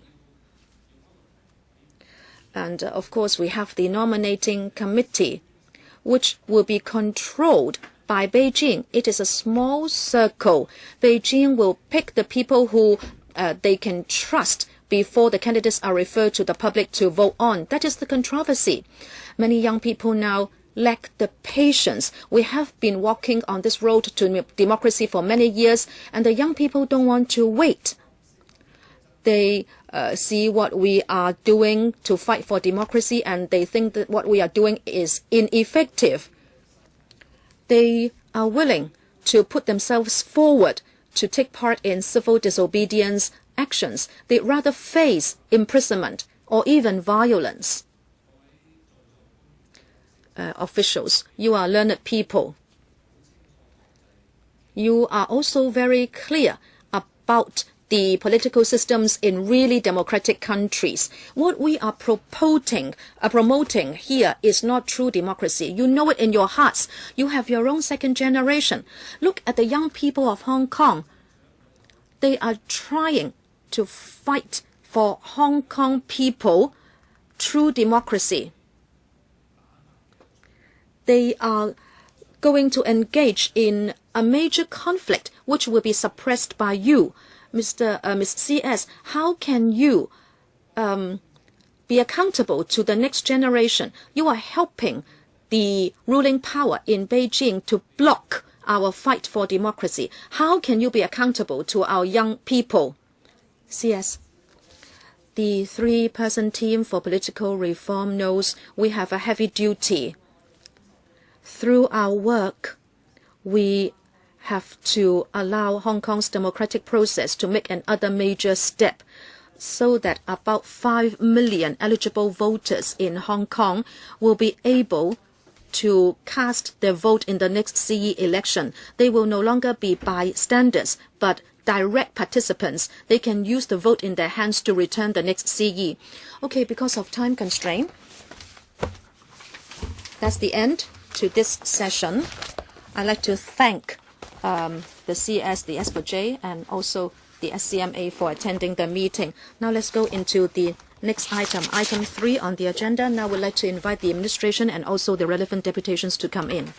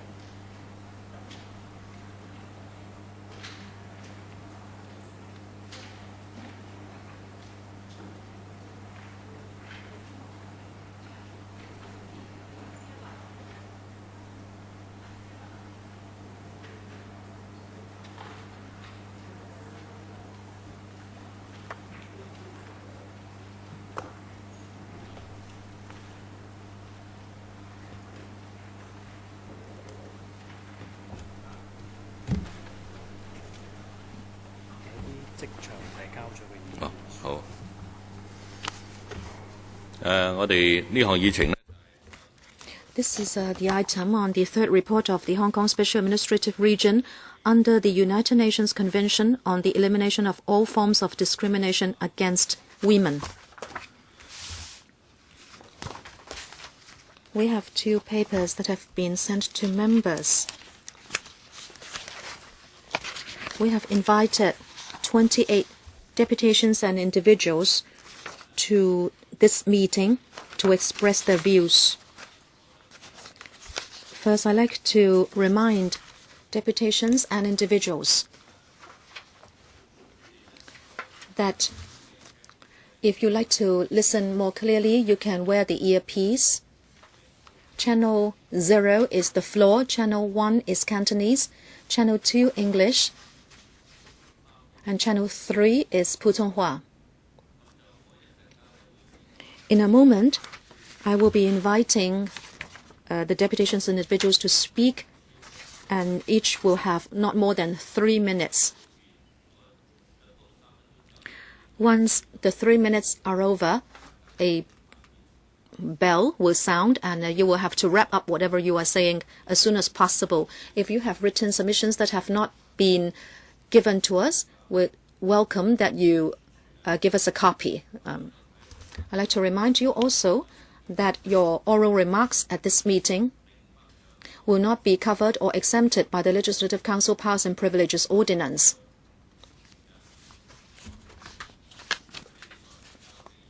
Your written submissions will also not be covered or exempted by the same ordinance. Okay? Attending for this item, we also have members from the administration. We have Ms. Annie Tam Kam Lan, Permanent Secretary for Labour and Welfare. Mr. Zheng Doi Ching, Principal Assistant Secretary for Constitutional and Mainland Affairs. Ms. Amy Wong Pui Man, Principal Assistant Secretary for Security. Ms. Doris Zheng Mei Chu, Deputy Secretary for Labour and Welfare. Mr. Feng Man Chung, Assistant Director of Social Welfare. Ms. Wong Ting Chi, Queenie, Acting Assistant Commissioner for Labour. And Ms. Diana Lam Man Yi, Senior Government Counsel, Department of Justice. Ms. Fiona Lee Weng Sun, PAS for Labour and Welfare. Dr. Joanna Leong Oi Shan, Senior Medical and Health Officer. We thank the administration representatives for attending the meeting. Okay, now we can start having deputations or individuals express their views one by one. And after deputations and individuals have spoken, we will open the floor to questions by members. And then the administration can give a consolidated reply afterwards. Now let us get started. First of all, Mr. Lo Ho Yun. Thank you, Chairman. I'd like to talk about women's rights from the angle of disability. Disabled women are at two disadvantages. First of all, gender, and secondly, disability. Actually, disabled people are already at a disadvantage when it comes to political participation and other rights. And women who are disabled are particularly vulnerable. We believe the Women's Commission should include the voice of disabled women. And then let us talk about employment difficulties for disabled women. According to the Statistics Department report number 48, in the age cohort for disabled women who can work, only 42.5% of women have employment, but for male, the percentage stands at 69.4%. So the percentage for women is on the low side. On the other hand, if the disabled women are mentally disabled or they do not have mental capacity, then they would face sexual violence and also exploitation, and they may not be able to protect them. How can government policies and education protect them? Also, women as carers. Many disabled people, the elderly and also children, they are taken care of by women. Research has shown that there are 90% carers who are women. In the long-term care system, providing care is, of course, an important segment. But it doesn't mean that once there are carers, the government has no responsibility. I like to point out that the government has absolute responsibility to support carers. The work as carer is not recompensed.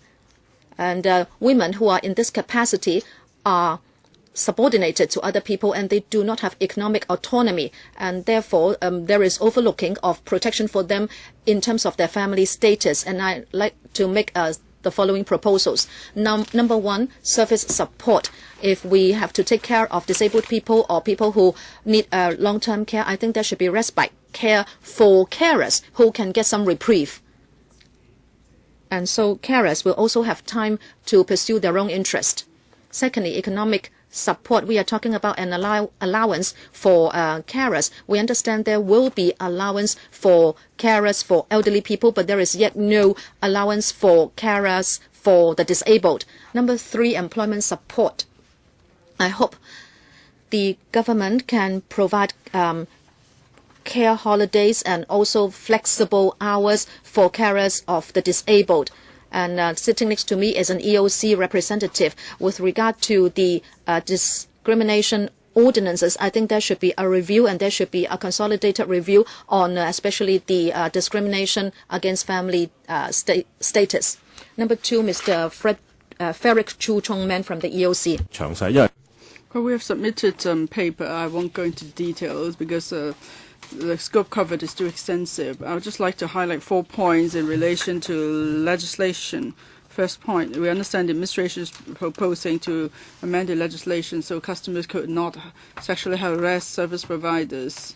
I hope the LegCo would pass this piece of legislation as soon as possible, because from various surveys, be it stewardess, air stewardess, or those in the catering industry, various frontline workers face this problem, so we need to protect them. Second issue in relation to legislative exercises about the sexual minorities and discrimination against them. Our position has always been that the administration should legislate to protect the sexual minorities. But of course, many people are asking about the feasibility being conducted by the EOC, whether we have any inclination on a position. But those are two separate issues. Now, in terms of this study, we have adopted a neutral position. We are just saying whether there should be legislation.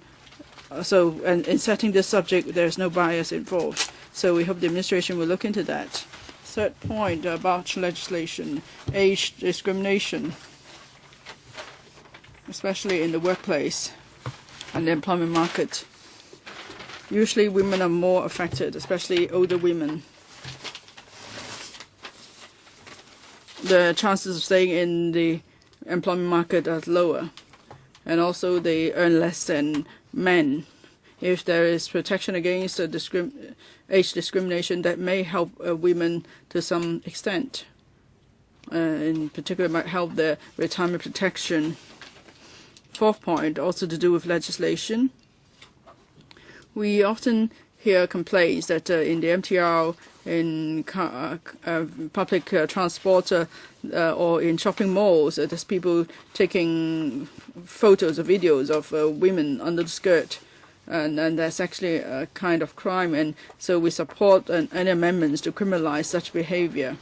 We hope the administration will table such a bill to LegCo soon for passage. Next, Justice Centre, Hong Kong. My name is Victoria Wisniewski-Otero. I'm the Advocacy Officer at Justice Centre Hong Kong, an NGO that serves to protect the rights of Hong Kong's most vulnerable forced migrants, including refugees, other people seeking protection, and survivors of slavery. We sent a written submission to this panel regarding Hong Kong's efforts to combat human trafficking. However, I'd like to turn my attention now to the challenges that refugee women and girls face while they are seeking protection in Hong Kong. I urge every LegCo member and government official here to read a heartfelt submission that has been made especially for this session by a handful of these women. Their letter describes how they struggle to survive in Hong Kong while they await for a decision on their claim. It includes both the perspectives of single women as well as mothers with children. Their letter describes, for example, that the much criticized in-kind food assistance package means that mothers are often the first in their family to go hungry to ensure their children are fed with the meager food that they are given, equivalent to 40 Hong Kong dollars a day per single adult, even with recent enhancements.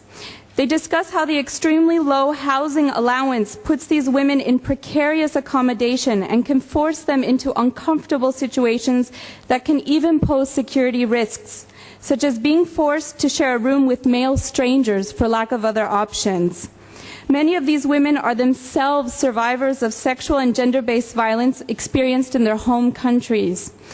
These are just some of the examples of the daily challenges they describe. Of great concern to Justice Center are the multiple forms of discrimination these women face in Hong Kong and the lack of human rights and gender mainstreaming into policies designed to attend to their socio-economic needs. In fact, the UN Committee on Economic, Social and Cultural Rights recently issued recommendations to the government last month precisely on this point.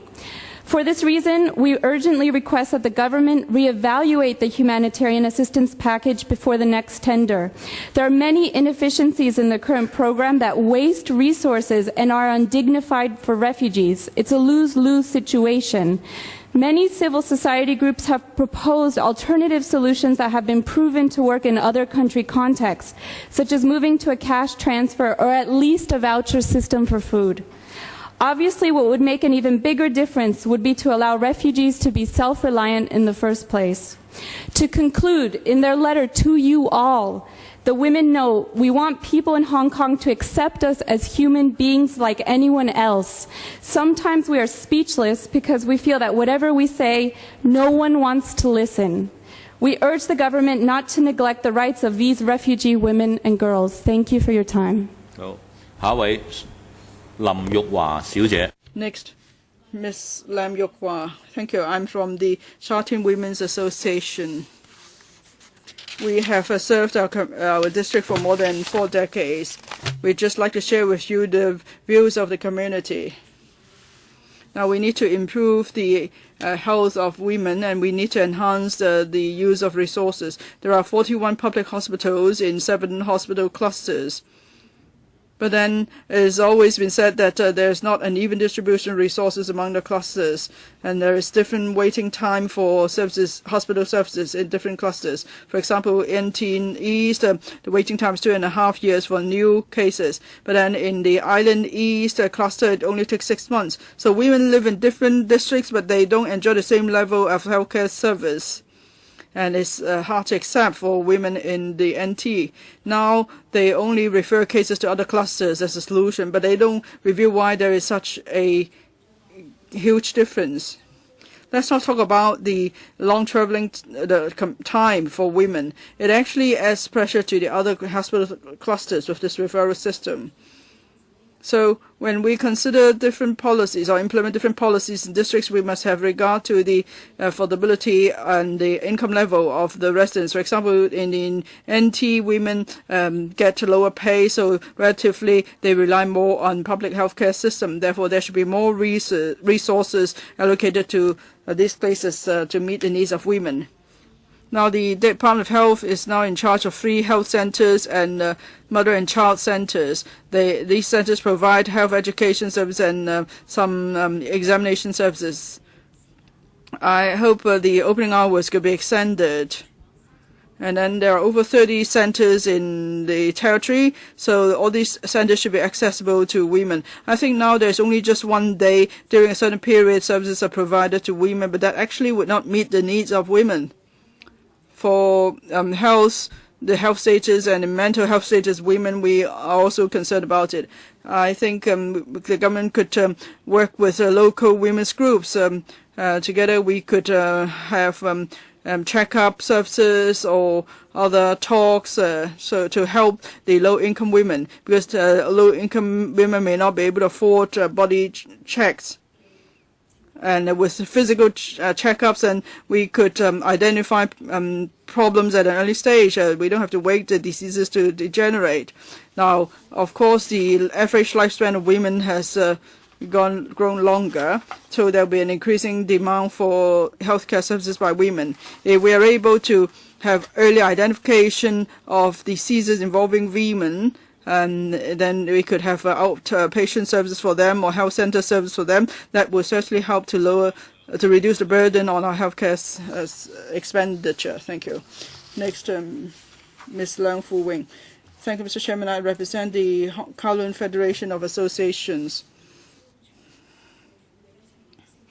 On the third report of the HKSAR on CEDAW, the Federation welcomes this move in promoting gender equality and equal development. It shows that the SL government has done its bit.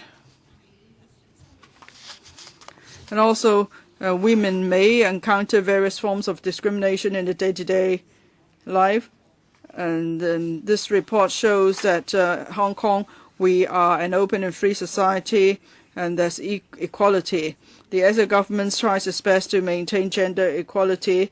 It promotes the rights of women, and that's in line with the objective of our federation, and we highly commend the work of the SL government.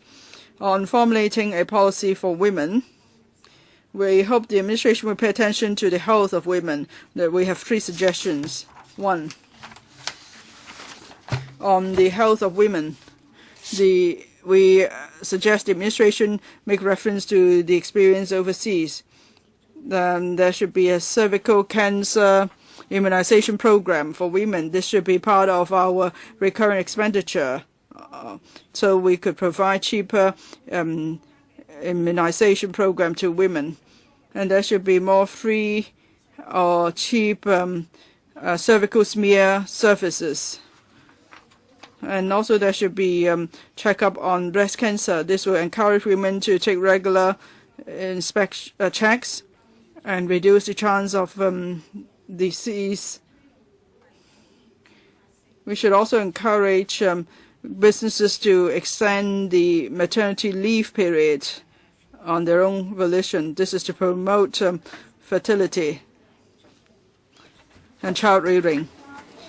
And then another for breastfeeding, there should be measures to encourage breastfeeding, and there should be long-term policies. For example, for new buildings, there should be a requirement that there should be breastfeeding room, and then for old buildings, there should be refurbishment to provide these facilities.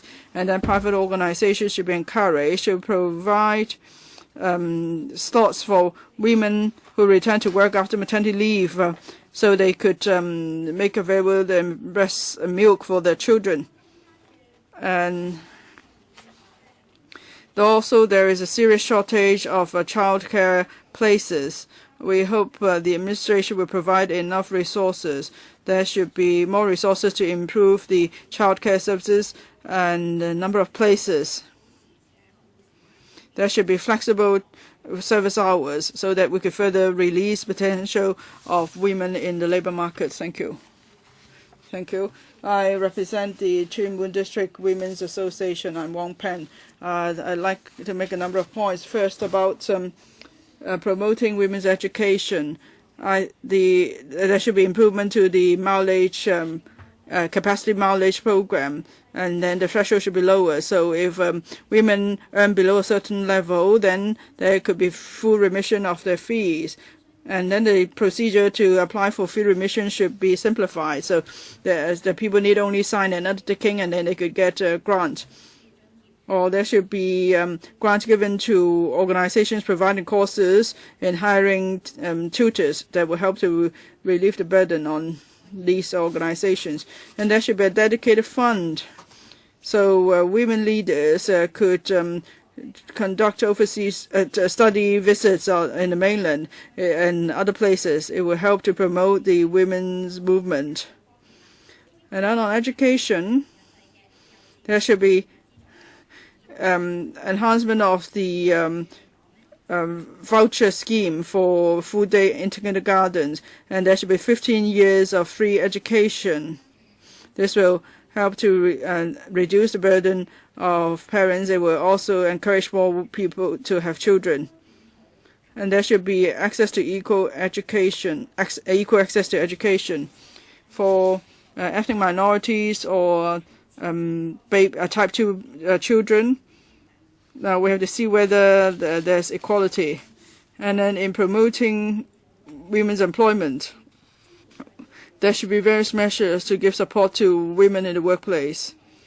For example, paid maternity leave, including increasing maternity leave to 12 weeks, providing transport subsidies to women so all women, so more women could join the workforce. Childcare services. The service should be extended to cover all children under the age of 12, and there should be more service points so working parents don't have to worry. And it will also reduce the pressure on women at home, and women could make a better choice between working or caring for the family at home. And then there is the question of unequal pay between men and women. There should be legislation to ensure equal pay between men and women, so women would be encouraged to pursue their goals and enhance their competitiveness. Thank you. Ms. Anaso. Yes, I'm from the Kowloon Women's Organizations Federation. For the third report to be submitted, we would like to make 2 points. We have also a number of suggestions. First, on domestic violence. We believe domestic violence because there is not equality between the gender. That's also the main reason why a family becomes broken. It will severely threaten the physical and mental health and the security of women. It will undermine law and order, so it will actually undermine harmony as well in society. CEDAW, in CEDAW Article 18, it says the government has the duty to protect women from violence. So the government must enforce law strictly, and there must be support to those abused. Apart from improving upon the legislation, we believe family life education is important. So there could be improvement to the relations between husband and wives, the children, and so on. And the government should promote public education to enhance the functions of grassroots households. On women participating in politics, well, half of our population, more than half of our population is women, but then men are still the decision makers. And it's possible that in the system we have overlooked the needs of women. So women should be allowed to take part in politics as a symbol of democratization. On women's participation in politics, actually there's been some improvement in the past decade or so. In 2001, the administration set up the Women's Commission, and there's a checklist for gender mainstreaming and its implementation in various government departments, and then at different advisory bodies and statutory bodies, the ratio of women has been increased. Women members been increased.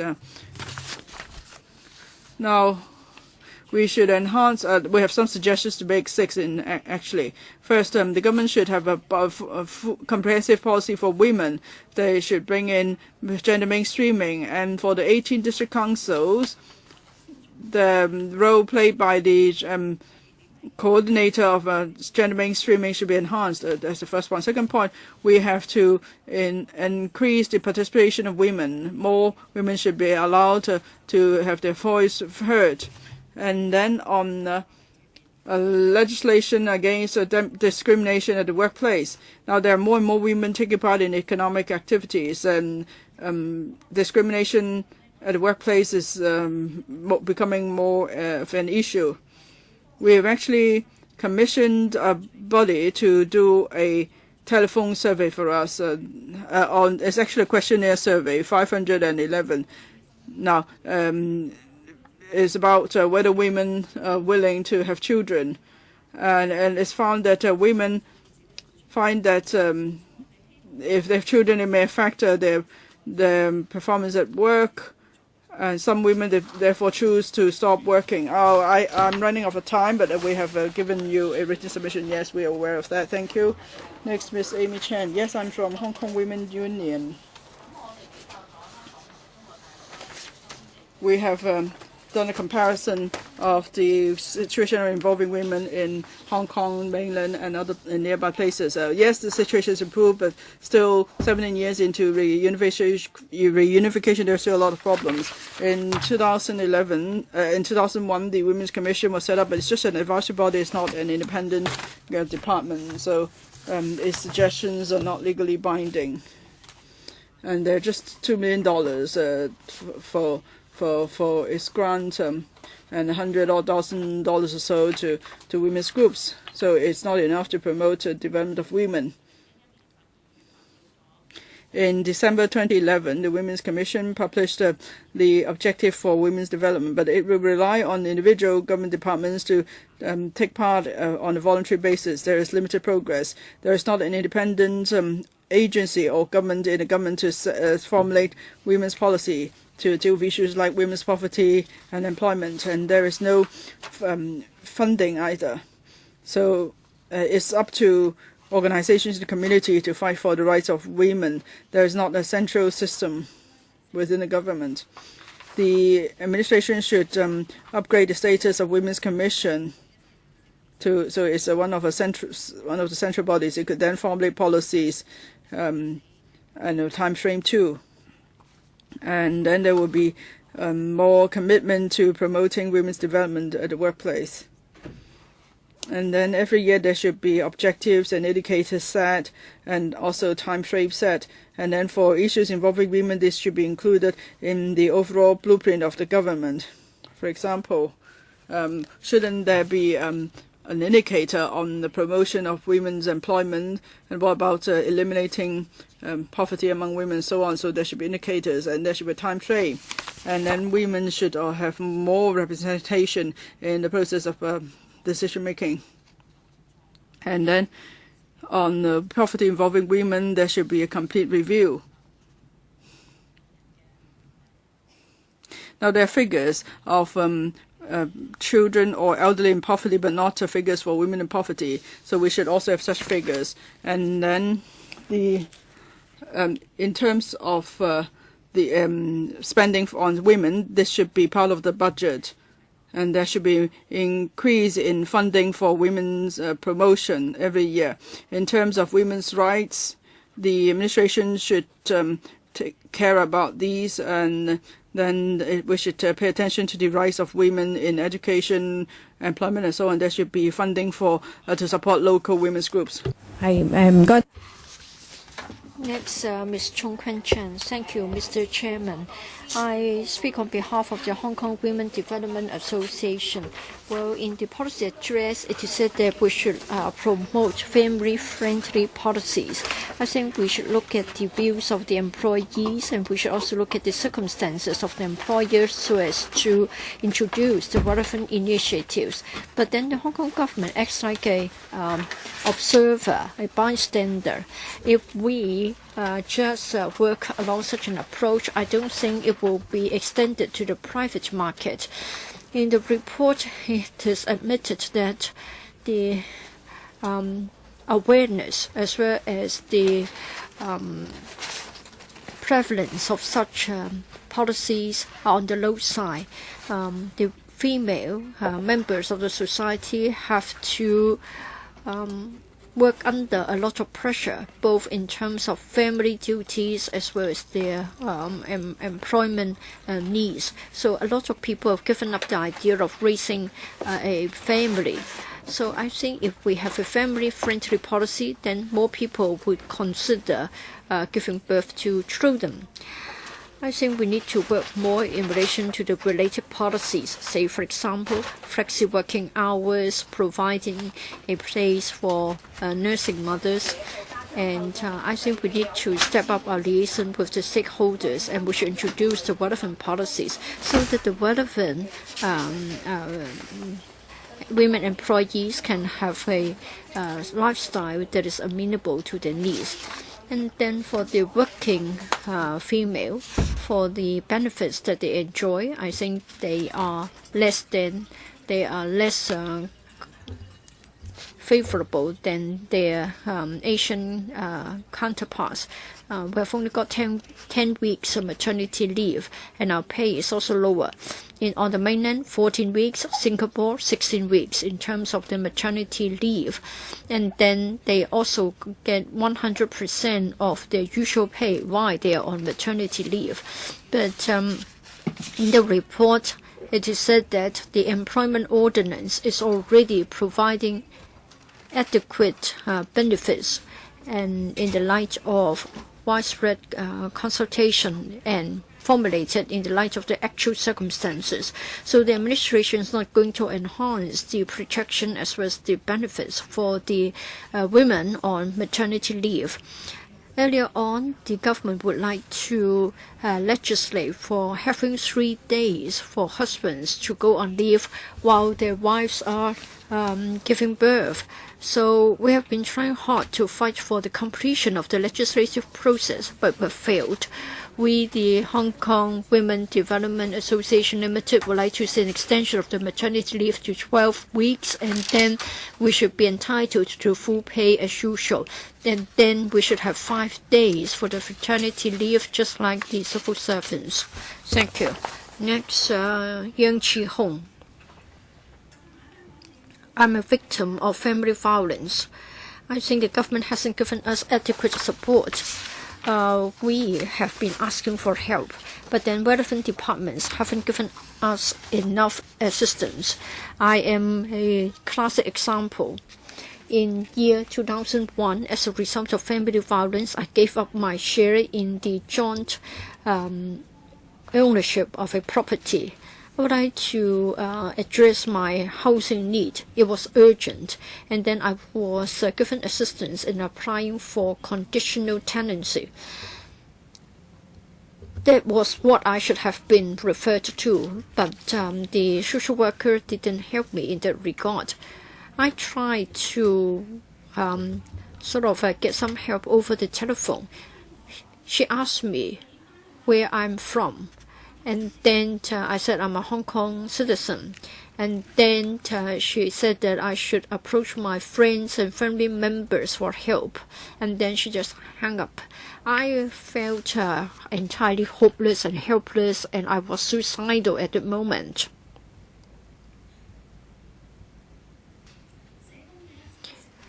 Just one word from the social worker dashed my hopes and changed my life.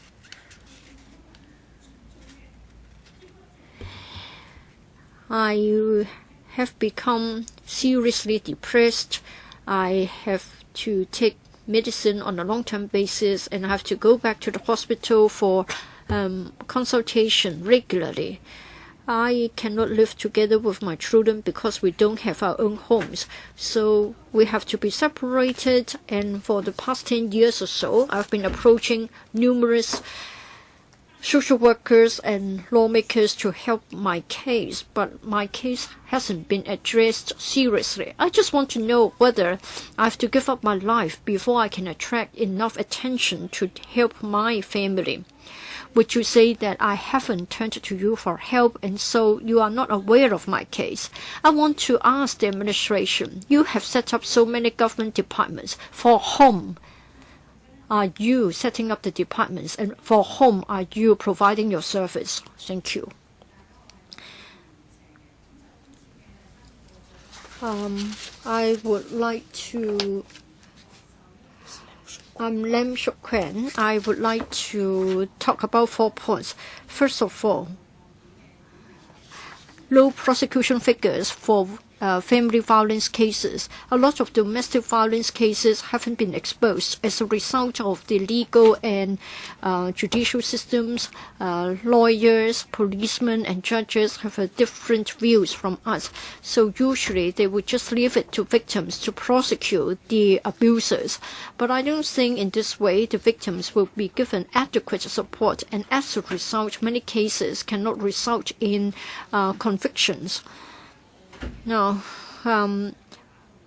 we have had victims who have been beaten up by the husband, and they have a lot of bruises, and they can't even go to the toilet on their own. They have to be taken there on a wheelchair. But then we are asked to send the victims on their own back to their homes, and they don't provide any assistance, even though it is in the small hours of the morning.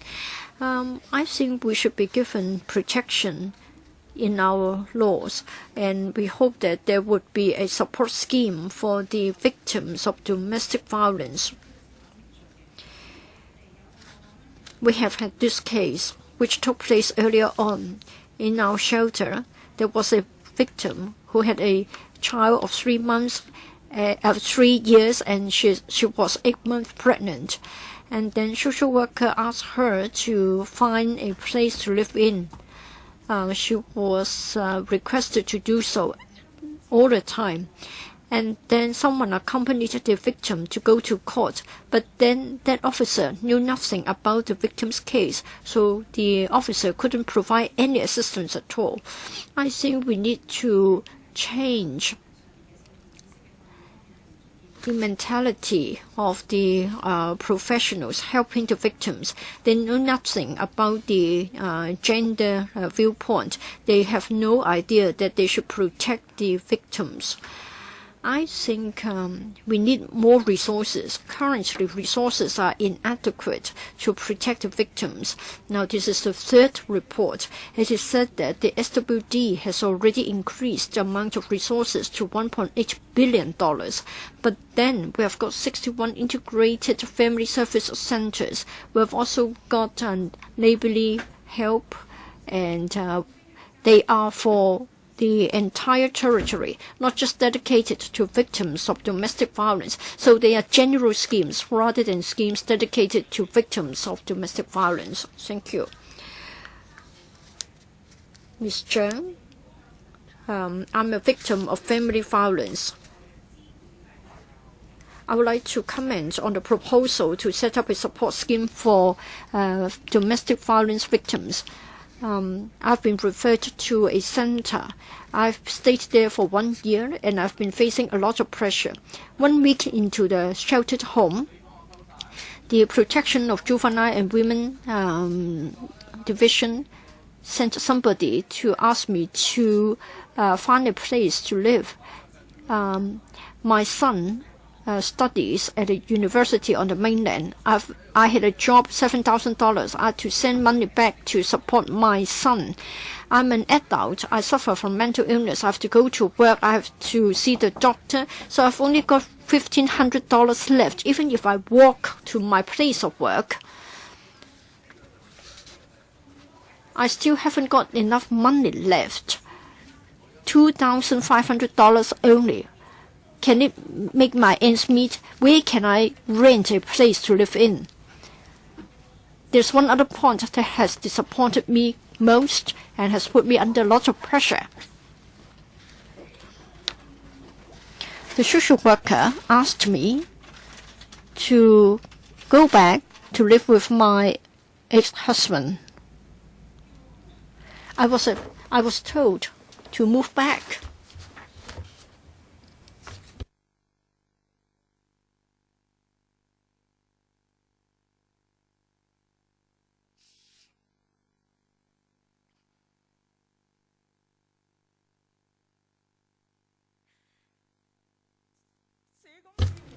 The social worker asked me to move back to live with my ex-husband, and then she would arrange for my ex-husband to move elsewhere.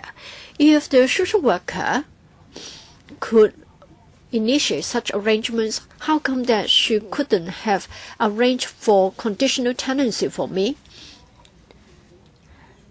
The doctor said that I would be eligible for compassionate rehousing. He wrote to the social worker. The social worker said that since I haven't been in Hong Kong for 7 years, and that would be the reason as to why I would not be rehoused. I just want to know whether discretion could have been exercised for people like me who haven't clocked up 7 years residence. I want to know whether social workers are aware of the following. New arrivals are given exemption.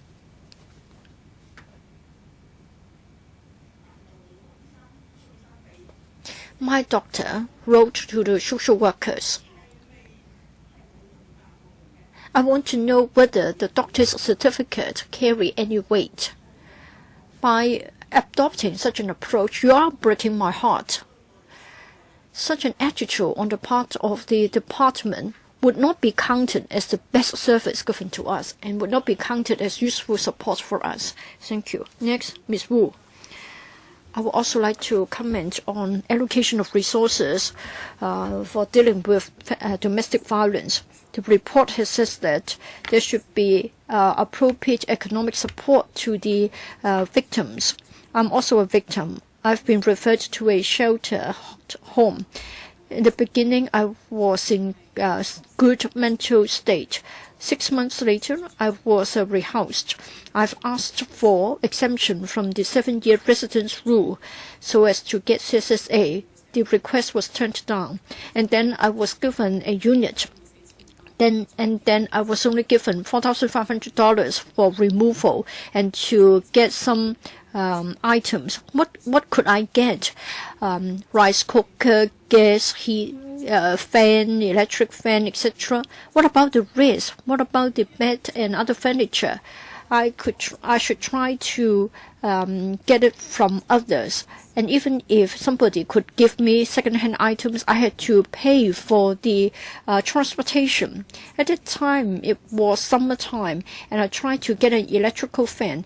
The social worker said that she couldn't because that's beyond the requirement. I said it's facing the west, and it was really too hot. Couldn't take it, and then she would just give me a fan, not an electrical fan. I was under a lot of pressure, and as a result, I suffered from mental illness, and even as of today, I have to take medicine, and now there are many similar cases. We have got cases in which somebody has been in a mental hospital for over a year, and then she's already on medicine, and she's still being asked to borrow an electrical fan or to get a second-hand electrical fan. Another case was similar to this one. $4,500 for removal, $800 spent on a water heater. And then for the remaining $3,000 or so, what could it be spent on? And then the social worker just asked her to solve the matter herself. Well, this lady was 65 years old, 60 years old, and she asked to go to a place that she didn't know anything about it. The donor of the furniture that she could get hold of was an expatriate family, and she was supposed to use her own bare hands to remove a wardrobe measuring 6 foot tall, and she just broke it. And then there was another case with a 3-person household, and we moved into a sheltered home. We had to face a lot of pressure from all sources. Even a normal person would suffer from mental breakdown, and we have to stay in a hospital or see a doctor. So my point is, for you to say that you are providing emergency service, can you really address our needs? And why don't you provide some sort of subsidies to tie us over? Next, Ms. Chen Shiying. Thank you, Mr. Chairman. Concerning the third report from the Hong Kong government in relation to CEDAW, the Democratic Party has got the following to say. First of all, the small house policy. For this policy, this would only allow the male indigenous residents to apply to the Hong Kong government to build a small house. Clearly, this is in breach of the CEDAW. In 1988, for the first report from the Hong Kong government on CEDAW, the UN committee already urged the Hong Kong government to review the policy. The government also promised to do so. But as of now, I think so far the administration hasn't made any progress concerning the review of the small house policy. This is against the sex discrimination ordinance. Moreover, this is aggravating the confrontation in the society. The DP would like to see a timetable being set down to review the small house policy. The second point is about the protection of women against violence and abuse. A lot of the deputations have already talked about their personal experience and the inadequacy of the services that they are receiving. I think there should be more resources, and I think professionals should receive enhanced training, and there should be more support for the victims. Moreover, in the year 2009, when the administration amended the Family Violence Ordinance, there was this proposal to set up a dedicated court to deal with domestic violence, and then relevant professionals should be trained to deal with domestic violence cases. There should be support given to women and children who are victims of domestic violence. There has been a lot of support in the society, but the administration hasn't done anything in that regard, so the administration must address this point. And then thirdly, this is about our equal rights to take part in political and public life. For the 2 reports given to the UN Committee, in response, the UN has asked the administration to adopt measures so as to scrap the FCCs in the local elections, saying that in many cases women cannot take part in the FC elections because they don't belong to any of the functional constituencies, and as a result this is an undermining of their political rights, because usually women can only cast a vote in the geographical constituency elections. Up to now, the administration has not done anything about it, and recently we have got the political reform report and no promise has been made to change this one. We are disappointed. Ms. Chen Yuk Lam, the Association for the Advancement of Feminism is actively following up on issues of women. We hope that on every level, women will not be discriminated. We'd like to advance liberation of women. The UN CEDAW Committee started to pay attention to the FC election system in Hong Kong in 2006.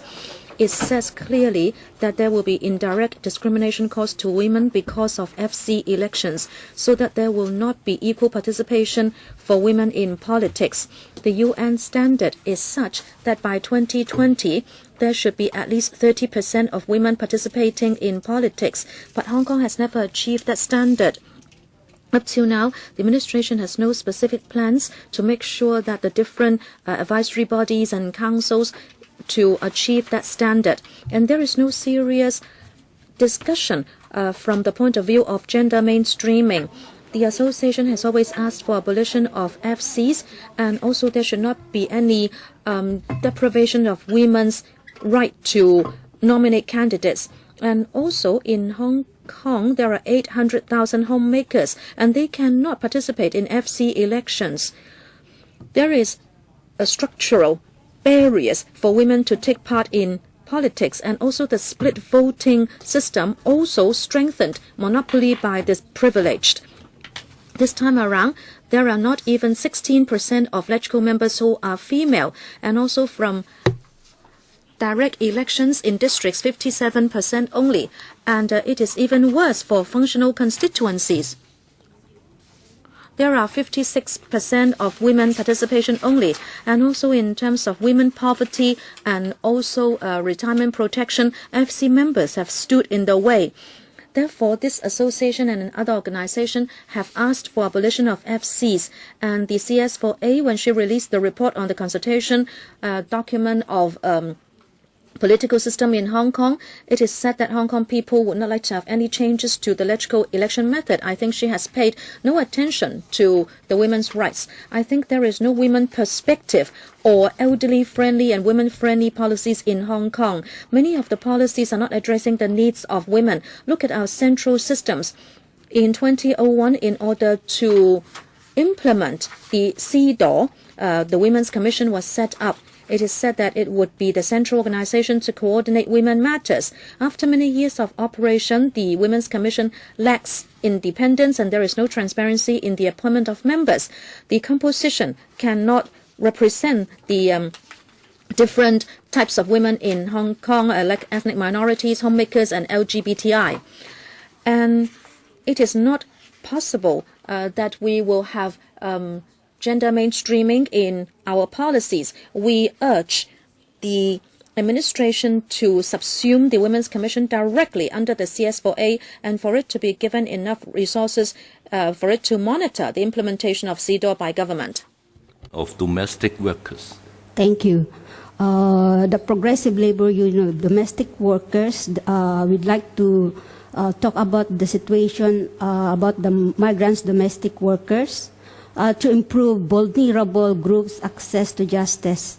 We urge the government to waive the cost of visa extension for migrants domestic workers who are seeking compensation for human and labor rights abuses, and to ensure that they have effective access to adequate support such as shelters, interpretation, transportation, and foods.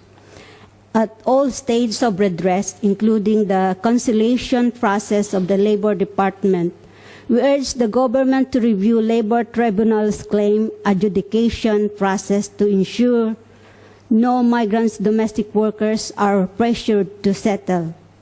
And then the mandatory live-in rule requirements increases risk of physical and sexual abuse for lack of privacy and overly long working hours.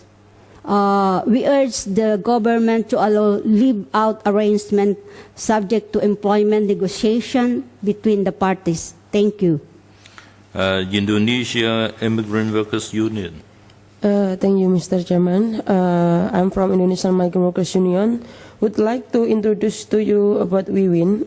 Wiwin is 22 years old and come from a province in Indonesia. She came here a few months ago to work as domestic workers. Before she left for Hong Kong, her recruitment agency demanded her to immediately settle a placement fee amount to 21,000 Hong Kong dollar or she wouldn't be able to travel. She said she had no money, so the recruitment agency endorsed her to a money lending agency to borrow money. She was made to sign an agreement in which she had to pay her debt in installment, Hong Kong 3,000 per month for the next 7 months. It will be worth to note that the recruitment agency did not give her a receipt for the 21,000 Hong Kong dollar. During months when she was not able to pay on time, she would like receive call from the money lending agency, which quite surprisingly has an office in Hong Kong, to remind her to settle her monthly responsibility. Sometimes this call would have curse and threat. In example, informing her employer that she had debt, that if she could not settle, they would advise her employer to terminate her contract. Afraid to lose her job, Wiwin would not complain or simple and quietly settle. Furthermore, the Hong Kong government through its agency consider this is a problem of the source country, not on theirs. What we are presenting to the Legislative Council panel on constitutional affairs is that this is a very tangible issues that we foreign domestic workers have here in Hong Kong. While the problem has started back in our home countries, we continue to endure and suffer from this problem here. Can the Hong Kong government not do anything about this? In paragraph 11.84 to 11.86, the third report of the Hong Kong SAR to the CEDAW Committee did not mention the concern of foreign domestic worker and service provider in the government's monitoring and handling of case of overcharging. We would like to think that the Hong Kong government find value in our presence, in our work, in our contribution to the Hong Kong society. We would like to think that the Hong Kong government understand the plight of many of your migrant workers, especially foreign domestic workers, and is finding solution to many of our problems. In this regard, we would like to demand Hong Kong government to do something, and we recommend the Hong Kong Labor Department through its relevant agency look into this matter of illegal collection and violation of Hong Kong laws by recruitment agency as being presented by the Indonesian Migrant Workers Union and many of our friend organizations during this panel. The Hong Kong Department can have more through conversation and dialogue with migrant workers, organizations, and migrant serving institutions about this problem and crafting solution and alternative to cope and resolve this situation. Thank you. Next one, Next one, Ms. Chung Pik Mui. Thank you, Chairman.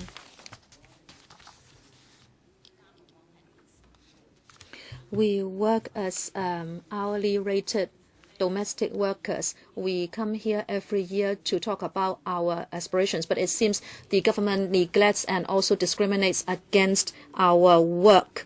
We have trained over 100,000 domestic workers. They work on an hourly rated basis. Very often, we advance our aspirations, but they are turned down. We said that we are subject to work injury, and we asked the administration to set up a central injury compensation fund, but that was vetoed. And we again like to put forward this recommendation that even hourly rated workers can be regarded on a par as other work occupations, so that we can have some welfare as well. Because you have actually turned down everything for us. We don't have retirement fund, maternity leave, mandatory provident fund, nothing. We are working part-time without any welfare. We hope to urge the administration to do something for these workers. Since you are training them to work as part-time domestic workers, please think about their retirement protection. The government should really do something. Every year we come, and every year you turn a deaf ear to us. It seems we have been here many times, but it seems the Legislative Council has not heard what we said.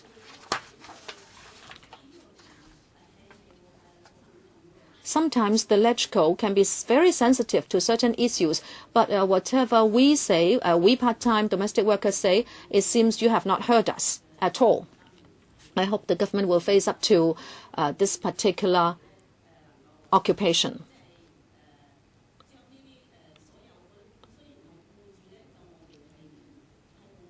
We are employed by many different employers or families, but maybe the government can think of a way to group together these part-time domestic helpers so we can also enjoy legal standard working hours. I hope you professionals can design something for us. We don't have minimum wages. We are not like the live-in domestic workers.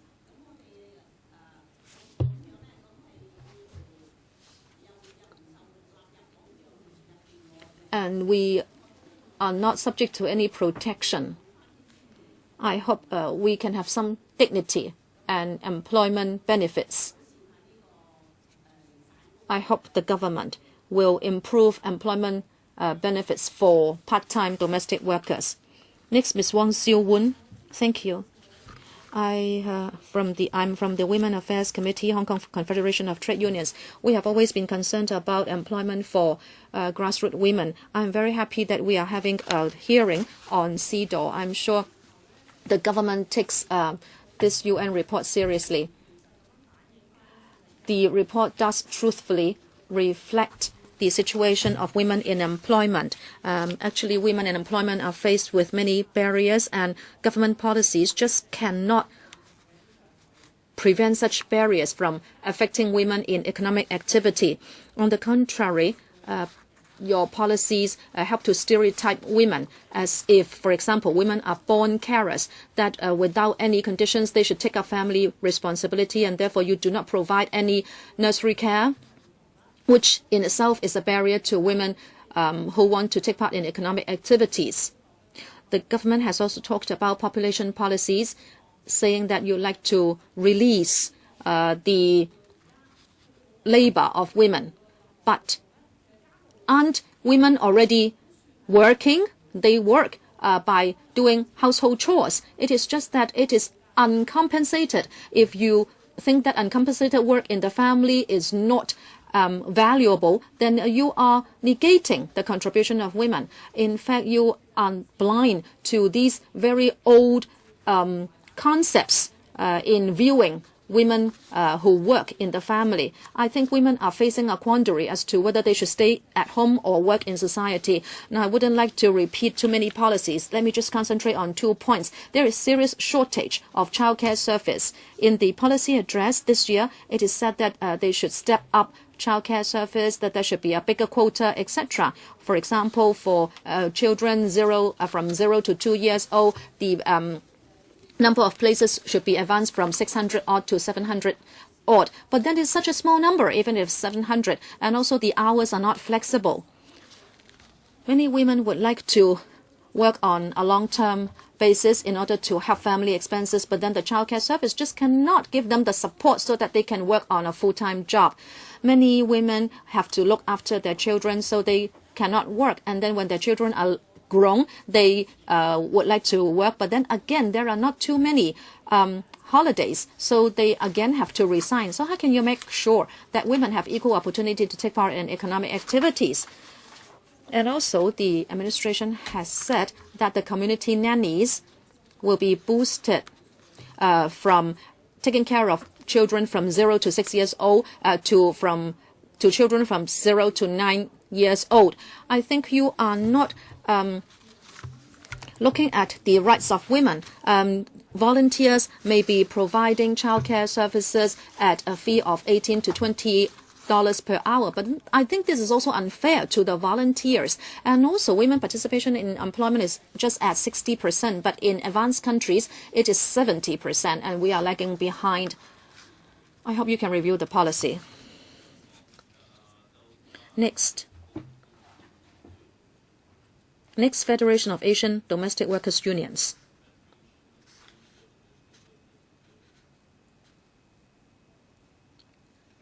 Sorry, speaker not coming through.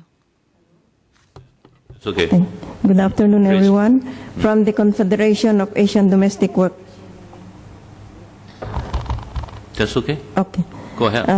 The government should investigate and punish recruitment agencies which charge excessive fees from migrant domestic workers in Hong Kong. Yet the government has failed to tackle the problem. Rather, the Immigration Department announced the condition of stay and restrict the rights of domestic workers and unequal to the other migrant workers. New condition of stay, the 2-week rule, discourages migrant domestic workers to seek for justice and human labor rights abuses. Immigration Department refuses to process visas, application of migrant domestic workers who are considered premature termination of contract. In this case, we urge the Hong Kong government to abolish the 2-week rule on domestic workers. Domestic workers are discriminated for being excluded from this statutory minimum wage and social protection. We urge the Hong Kong government to ensure migrant workers receive equal treatment as other workers, as the ILO Convention stated in C189 has stated decent work and equal rights of domestic workers. Thank you. Oh, next one is immigrant workers. Yeah. Thank you, Mr. Chair. Good afternoon. From the Mission for Migrant Workers that provides direct services to migrant workers, we've noticed on the Hong Kong SAR report to CEDAW that the mandatory live-in employment arrangement for foreign domestic workers, or FDWs, imposed by the Immigration Department in 2003 is not considered as a major concern. It was even used to justify the exclusion of foreign domestic workers from the statutory minimum wage. It is worrisome when the report says foreign domestic workers and their employers could negotiate the working time arrangement. Given that there are now moves to create a statutory minimum working hours, this statement seems to be a future justification if foreign domestic workers are excluded in this possible new rule. The mandatory live-in policy is a rule that gravely impacts the working and living condition of FDWs, who are mostly women. We conducted a survey among more than 3,000 foreign domestic workers in Hong Kong of different nationalities in 2013, campaign on this subject matter. Findings were that the policy increases female FDW's vulnerability to various types of abuse, verbal to physical, and different types of sexual abuse done within the privacy of homes and remain largely unreported. Examples like Kartika Puspitasari, Erviana Sulistianingsi, and Rowena Uchiat that have shocked the world show how abuses can happen for a prolonged period and are unnoticed. It is this policy that is a major factor that sets the stage for this condition to exist. It is also a condition to be forced to be on call for 24 hours a day and to be forced to accept any sleeping arrangements. It also means being forced to surrender their privacy, health, security, and safety. Not to mention that it is a violation of the new ILO Convention number 189 entitled Decent Work for Domestic Workers. Thus, the Mission for Migrant Workers strongly recommends the repeal of the mandatory live-in policy and make live-out an option for foreign domestic workers. Create mechanisms that will check or look into the living and working conditions of the migrant workers in aid of policy or legislation. Third, strictly implement the guidelines set on the employment contract's schedule of accommodations, especially on the proviso on quote-unquote suitable accommodations and reasonable privacy.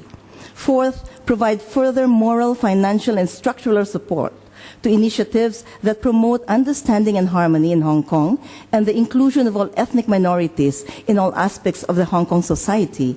And fifth, create a more enabling environment for the effective participation of community organizations concerned with ethnic minority affairs on policy making, implementation, and monitoring. Thank you. The last one is United Philippines in Hong Kong. Thank you, Mr. Chairman. Good afternoon, everyone. For this meeting, United Filipinos in Hong Kong would like to focus our submission on two major concerns of foreign domestic workers. One is the exclusion from statutory minimum wage, or SMW, and the second is the regulation of working hours. For the statutory minimum wage, though it has been more than 3 years since it was passed, it is our firm belief that a single legislated rate for minimum wage should be applied universally to all working people in Hong Kong. We don't believe that because we are live-in workers, then we can never be included in the statutory minimum wage. Foreign domestic workers must be included in the statutory minimum wage. This should be applied to all working people, whether they are local or foreign, and live in and live out for that matter. Essentially, there should be no discrimination in applying the SMW to all working people. There should not be a separate legislated minimum wage rate for different work categories, especially for foreign domestic workers. The SMW should be across the board as what the Hong Kong government originally envisioned. Domestic work is work, and its value should be remunerated as any other kind of work. The mere fact that foreign domestic workers are required to have employment contracts with their employers attests to this. The adoption of the International Labour Organization ILO of the ILO Convention number 189, Domestic Workers Convention of 2011, is a testament to the international recognition of domestic work as work. On the issue of the working hours, foreign domestic workers' working hours must be regulated. In Hong Kong, foreign domestic workers do not get enough rest on their work. Many foreign domestic workers work for a minimum of 12 hours a day and are on call for 24 hours. We cannot say no to the employer because it might lead, or most likely would lead to, the termination of the contract. To be able to fulfill our work with quality, we need a good time of rest that is not happening with the current working conditions. Foreign domestic workers must have a rest of no less than 11 hours, which would mean an 8 hours of sleep and some more time to do their other personal things. Though the application of working hours varies in different kinds of work, this should not lead to the non-compliance to give enough rest to any workers. As a conclusion, the inclusion of foreign domestic workers to the statutory minimum wage will be a positive step towards social justice for more than 300,000 migrant workers. The regulation of working hours will benefit not only the workers but also the employers who hired a worker. And giving these entitlements, workers may contribute more to the progress of any society, and giving these entitlements adheres to the ILO Convention on Domestic Workers' Rights. Thank you. 好，各位團體代表同埋個別人士先。Now, the deputations individuals have given their views. Now it's time for members to ask questions. 4 members have raised their hands, or 5 rather. Let me read out the names. Emily Lau, Ann Chan, Fernando Zhang, Ip Kim Yun, and Kenneth Leung. 4 minutes each. Ms. Emily Lau. Thank you. Mr. Chairman, thank you all the friends for coming here to give us your views. I think the United Nations CEDAW Committee would be holding a public hearing this year in early October. So if you have the time and you have the means, please go to Geneva to give your views, or otherwise please at least make your submissions to the UN committee. A lot of views were given today. Perhaps the Permanent Secretary could explain just now whether the SAR government will be providing supplementary information to the United Nations. Now, 2 points I'd like to ask the administration. First, abuse of women, domestic violence, and so on. You see some women crying just now. I think it's really sad. Hong Kong is an affluent society. Recently, we went to the hearing of the UN Committee on the HKSAR. This point was already highlighted. So, Permanent Secretary, can you tell us why you couldn't even help women on minor issues like these, and these are women with disadvantage? And then foreign domestic workers, the Indonesian workers case, of course, shocked everybody. Now, how could we ensure employment is fairer, and then they don't have to show their heavy debt, or they won't be subject to abuse? Who would like to answer, please? Permanent Secretary. Thank you, Mr. Chairman. Thank you, Ms. Lau, for your question. Well, I was following intently the views given by deputations and individuals. I have strong feelings about these 2 issues. First, on domestic violence, we attach great importance to it. We have the police, the social welfare department, and the judiciary, and also the Department of Justice to deal with the issue. And through experience, we would like to make improvement to these services. Perhaps I won't talk about the various services. Let me just give a focused reply to points raised by some of the individuals, like Ms. Cheung and Ms. Ng. Unfortunately, they are victims of domestic violence. I've heard your case. It seems that you felt really hurt when you were in contact with social workers. Now, actually, I've got social workers training myself. If that's the case, I would like to invite the Director of Social Welfare to review your cases. If you do not mind, please pass on your information to us after the meeting, and I will ask the Director of Social Welfare to review your cases personally. You know, during the process, you didn't feel good about certain aspects. I hope you will overcome that. Please don't consider suicide. For the foreign domestic helpers, if I may say this to you, we do attach importance to foreign domestic workers and also for local domestic helpers. We value their contribution to society. Please don't think that we don't care about you. The Labour Department does care very much about the foreign domestic helpers. They've done several things. One, through licensing system, they regulate the employment agencies. They actually carry out inspection and also take up prosecution against the employment agencies. Between employers and the workers, we also attach importance to their relations. Now, you said that you're not subject to you are not protected by the statutory minimum wage, and you will feel let down. Well, what we take pride in Hong Kong is that Hong Kong is one of the few places where we give equal protection to local and foreign workers. under the employment legislation. For foreign domestic workers, given their conditions of service and also the job nature, we've had a discussion in this council, and we concluded that the statutory minimum wage does not apply to you. But then you have a minimum allowable wage, and you're still given protection, and that MAW is reviewed every year. But I'm running out of time. If you think that you've been exploited or you're not treated well by employers, please tell the Labour Department. Definitely will follow up on these cases. But I must point out too, in Hong Kong, for most employers, they are good employers, and they're very grateful to the service provided by foreign domestic helpers. And we see that most employers and foreign domestic helpers actually get along well. But if you encounter any problems, please seek help from the Labour Department. Definitely we will follow up on these cases. Thank you. Dr. N. Chan. About the part-time workers or casual workers, they believe there should be some sort of protection for them. I support that. You know, women usually have to take care of families. You want them to take care of the family at the same time you want them to join the workforce. At least they could take up some part-time work and bring additional income to the family.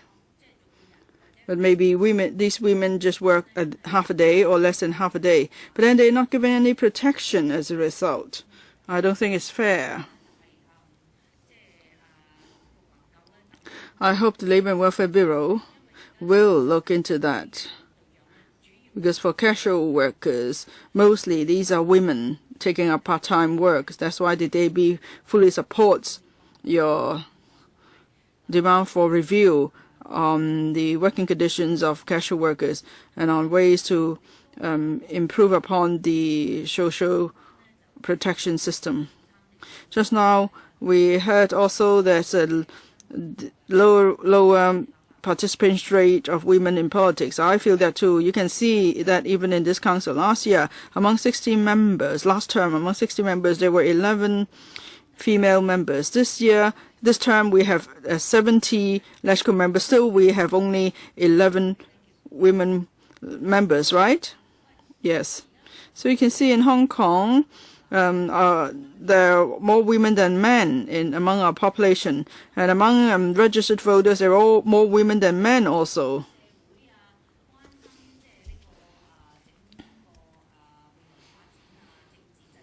On future development of society, on our political system and so on, women play an active part. So government, you have to see how you could encourage more women to take part in politics.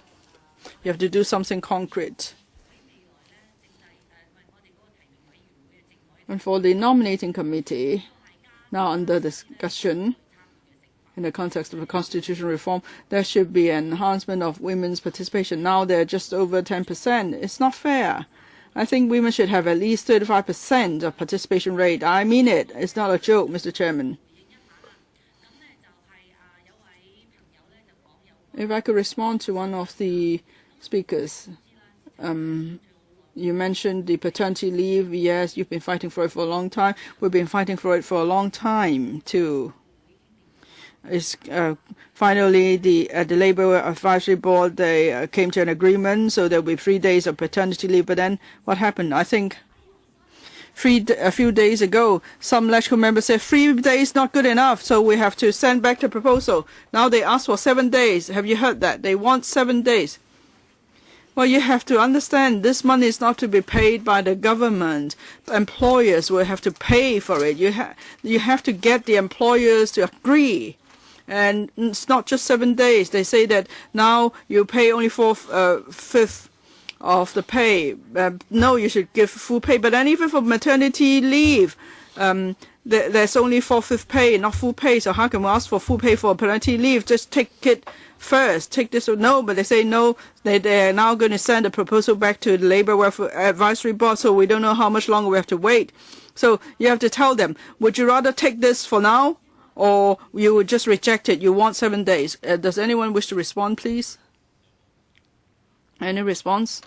Well, we're running out of time. Maybe there's no time for you to respond. Next, Dr. Fernando Cheung.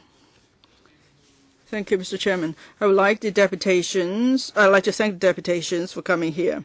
Over the years, you have kept coming back here to give your views. But then the administration just hears your views and they keep to their own policies. So both parties are rather persistent, I would say. But it's sad, actually, in a way. Given the current political structure, this government doesn't have to be accountable to the people. Now, just now, Dr. Ann Chan asked you to make do for now, but we've been making do for too long. There's never been any improvement. You know, like about casual workers, 4118, for how many years have we been talking about it? We have to beg the employers to agree, but if we have to beg the employers to agree, we would never have statutory minimum wage. For casual workers, they don't enjoy MPF. How many years have we been fighting for it? And for our foreign domestic helpers, just now Ms. Tam said that we are proud, we take pride that they enjoy equal protection under the employment legislation. Of course, it's not true, because once they are dismissed, they have to leave within 2 weeks. How can that be equal protection? And they must live with the employers, otherwise it's against the law. How can that be equal protection? I don't get it. And your minimum wage, definitely not the local minimum wage. And for many of the disadvantaged groups, new arrivals or single parents, now for new arrivals, the court has made a ruling, and the residency requirement is now changed from 7 years to 1 year. Otherwise, there are many new arrival women who will still have to share out the CSSA payment of their family members. You know, ethnic minorities, refugees, low-income women, all of them. They face various forms of discrimination by the government. It's the same with domestic violence. In the past year or two, the administration has come up with a new item, domestic cases. So there are 3 types of domestic violence. One type of domestic incident does not fall under the category of domestic violence. That's why in the past few years, the figures for domestic violence cases have dropped substantially. So you just have to produce more categories, and then that means it's all well and good in society. So this government only cares about the economy, and it doesn't really care much about the disadvantaged. So we can't just rely on the government. Make your complaint to the UN directly. Give your views to the relevant UN committee directly. Then hopefully there will be some sort of influence over the government eventually. But even so, in the 2006 hearing of the UN CEDAW committee, already then the committee asked the administration to abolish the 2-week rule. Still, the government is not doing it. The government was asked to do many different things. There was a whole proposal to promote discrimination-free for women, but then the government hasn't done anything. And then it's strange that the Women's Commission is not here. Now, the Women's Commission hasn't come to give their views as one of the deputations. They're not sitting with the administration, so where are they? Mr. Yip Kin Yoon.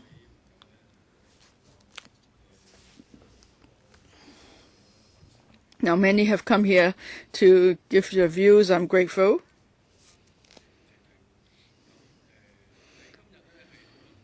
And I could empathize with your views.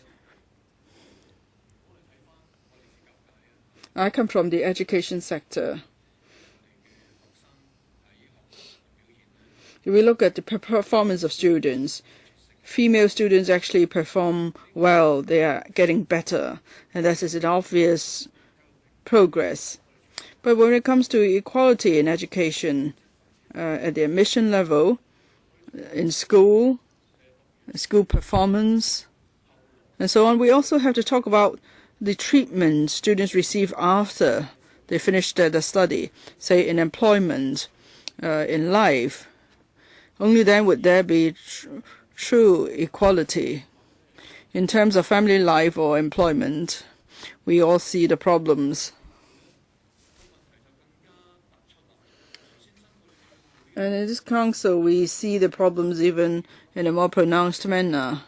For example, just now it's pointed out that among members, there's a low ratio of women, and especially in the functional constituencies, I think it's just about 5%. And I did more calculation. We talk about the traditional functional constituencies, i.e., those representing the different trades. There are no women representatives from them. Among the 30 traditional FC members, they are all men. For 11 members, women members in this council, they are all elected this council by geographical constituencies or the super district council functional constituency. You compare this to the outstanding performance of female students in schools. Why is there such a huge gap? So we really care about women's participation in politics in Hong Kong. This is a serious issue. Now, if this item was before the other item on constitutional reform, I would have asked why we are not making changes to the 2016 FC election, because would it stand seriously in the way of women's participation in politics? This is a serious issue. I hope the SAR government would make amends as soon as possible. Next, Mr. Kenneth Leung. Personal gratitude for all the foreign domestic helpers who have helped release the female workforce in Hong Kong. A big thank you to you all. In fact, I want to raise two questions which I think has been raised by the Justice Centre Hong Kong and also Mission for Migrant Workers. And I would like the government to give me some explanation. Now first, I would like to know what is the policy rationale for the continuous imposition of the live-in policy. Why is still required as at today? Because we know that a lot of the domestic workers are concerned about their own privacy issues, the lack of rest time if they live in, and of course there are conditions in some families which are not providing, they're not just providing a basic acceptable living condition. That is also a concern. And secondly, I think some of the organizations here have also mentioned the extortionate rate of agency fees some of the helpers have to pay before they can get a job introduction in Hong Kong. Now, whilst I think the government has been imposing a lot of regulations, a lot of professions like travel agents, all sorts of trades, why didn't the government consider regulate recruitment agencies, especially agencies responsible for the introduction of foreign domestic helpers? Thank you. Justice Centre, you want to Justice Centre? No, I'll give the time to the administration to respond. Okay. I hope. Administration, do you have any reply? Thank you, Mr. Tam. In relation to the case of foreign domestic helpers, they come here to work for us. As I have said, we have always been thinking about the working conditions of the foreign domestic helpers, and we would like to give priority to the security of local workers when we think of the importation of foreign domestic helpers. And therefore, we know that there is a shortage of live-in domestic helpers, and that's why we have the policy to import foreign domestic helpers. So in the beginning, the policy was drawn up so as to require a live-in condition. But of course, we'll also look at the responsibilities of the employers. If there's no live-in requirements, then maybe the employer has to pay for the accommodation, and there is this risk, and there's also the need to pay for insurance. Foreign domestic helpers living outside the homes of the employers may also face other problems. When FTH work for the employers, of course they're entitled to adequate rest time, and the employers must also make sure that there is adequate accommodation. So we have been very strict in enforcing this condition. When we consider giving approval or otherwise to an application, an employer must tell us about the basic facilities, furniture, and privacy or otherwise of the accommodation given to a domestic helper. We have to be satisfied by the information given before the Immigration Department will give approval to the employer. Mr. Chairman, allow me to say a few more words. Yes, just make a quick point. For the regulation of employment agencies, in Hong Kong, we enforce the rule very strictly.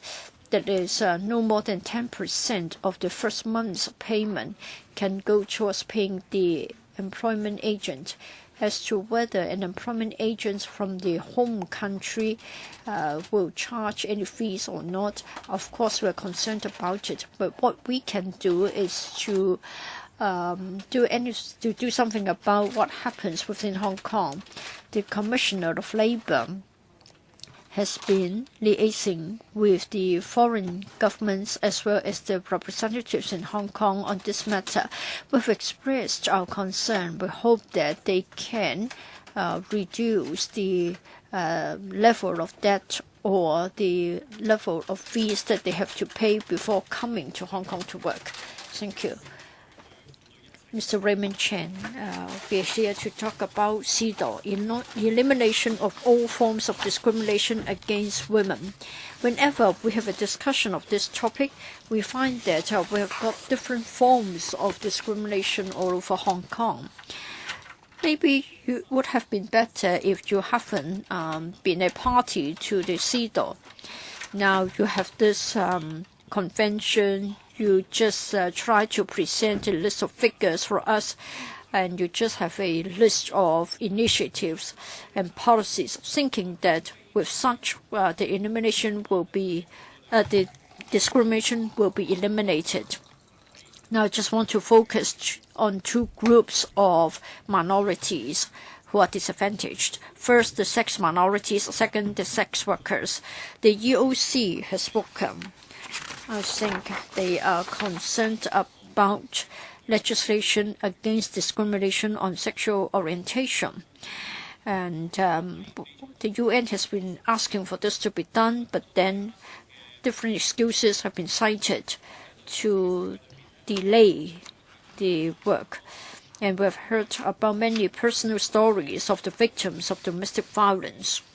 When we look at the social welfare policies, for victims of domestic violence, I'm afraid they haven't been taken good care of. We did raise the issue at the Welfare Services Panel. We understand that they don't think that the government has been able to help them adequately. And then for sex workers, for prostitutes in Hong Kong, they're forced to have transactions in isolated circumstances, so they stand to be abused physically and otherwise by their clients. So the question has been posed to the Hong Kong government: what measures will be taken so as to afford greater protection to the sex workers? We have been told by the sex workers that the current laws means that the personal safety of prostitutes working in one-woman brothels is inadequate. And there were cases of sex workers being murdered in one-woman brothels. So we just want to know if there can be an amendment to the law so that within the same apartment, 2 sex workers can be permitted so as to watch over each other. I want to know if the administration can give a reply concerning this matter. Could you give an answer, Permanent Secretary? Thank you. Thank you, members, for your question. I think the member has read the report very carefully. For the issues raised by the UN, we are going to provide a very detailed response. But then we have to wait for the publication of the report by the UN before we publish our report. For sex workers in one-woman brothels, well, if there are more than 1 sex workers within the same premises, this will be regarded as running a vice business. We have looked at the actual circumstances and we've consulted the views of many stakeholders. On the one hand, we want to take care of the safety and privacy of the sex workers. On the other hand, we have to look at the accessibility question. So we have to strike a balance. And of course, for Mr. Chen's proposal or comment, we understand his point. But then when we consider our policies, we really have to strike a balance. All right, next, Helena Wong. Thank you, Mr. Chairman. I'm grateful to have so many deputations coming to our meeting to express their views on CEDAW. I want to ask this question. For the Labor and Welfare Bureau, now for gender mainstreaming, this is a government policy, and the Women's Commission does promote gender mainstreaming. Now, be it for the Women's Commission or the Labor and Welfare Bureau, do you have any plans to make sure that all the bureaus and also the officers of the secretaries of departments will make sure that they really honor the pledge to have gender mainstreaming, making sure that policies and use of resources will be conducive to having a society which practices sex equality. Every year in the special FC meetings, I will ask this question, and I've been told that you will issue a letter to urge the departments to pay attention to gender mainstreaming. But I cannot see that gender mainstreaming is being practiced throughout the government in all the policies. P.S. Thank you. As Ms. Wong has said, and I know that Ms. Wong has been following on this topic, I can tell Ms. Wong that we have been working on it all the time, and in fact it is one of our focal points. Within the government, we have a checklist.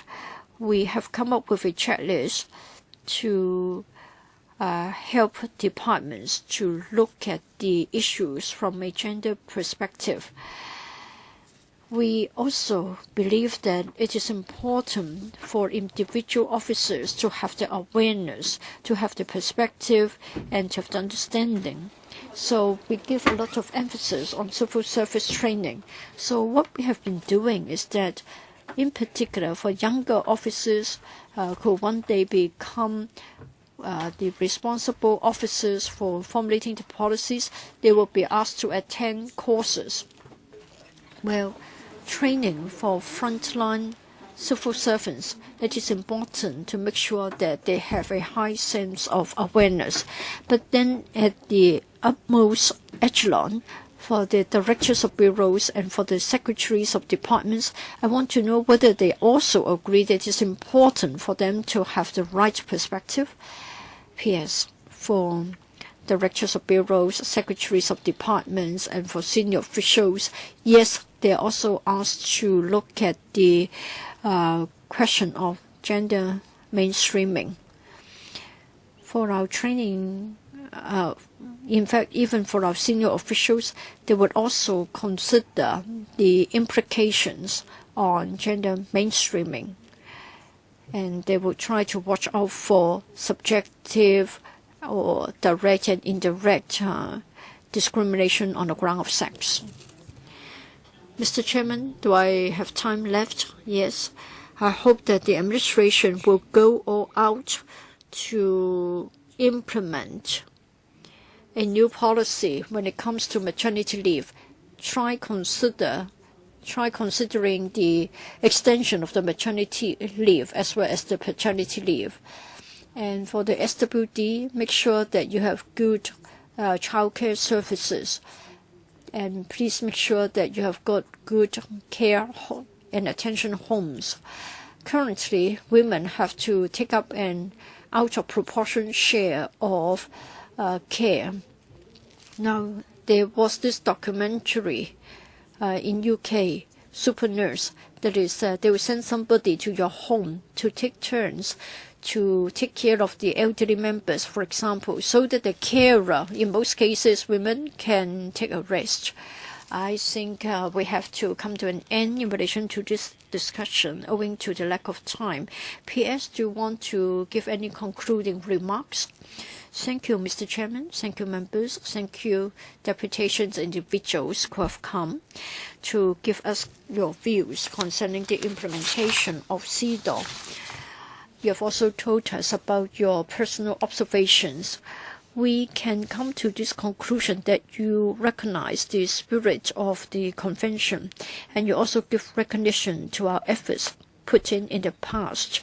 And we hope that in the future, in relation to women's status, rights, and opportunities, we can do more to enhance them in terms of education and employment, and also in other aspects of life, and for women at different age bands and at different stages of life, we'll try to help them. There are also new arrivals and also disabled persons and foreign domestic helpers who are women. We've listened to your views, and we'll try our best to bear in mind what you have said, and they will be helpful when we do attend the hearing at the UN committee. And we are grateful to you, and we have always been relying on your joint efforts with us. Yes, on behalf of the panel, I would like to thank the deputations individuals for coming. I would like to thank the PS and her team for coming.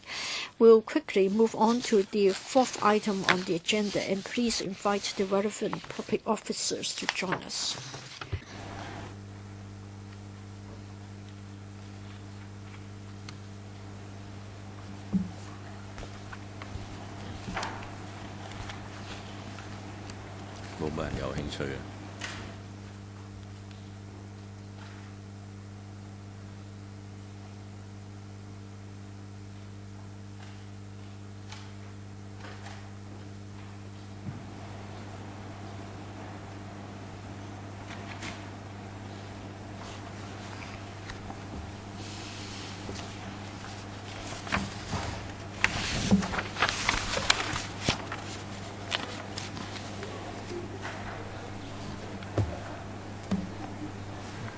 I'd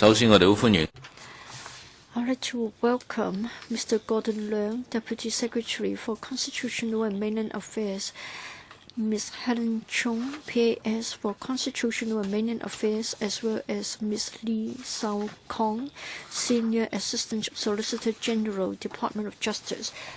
We've got two papers, and you have just brought with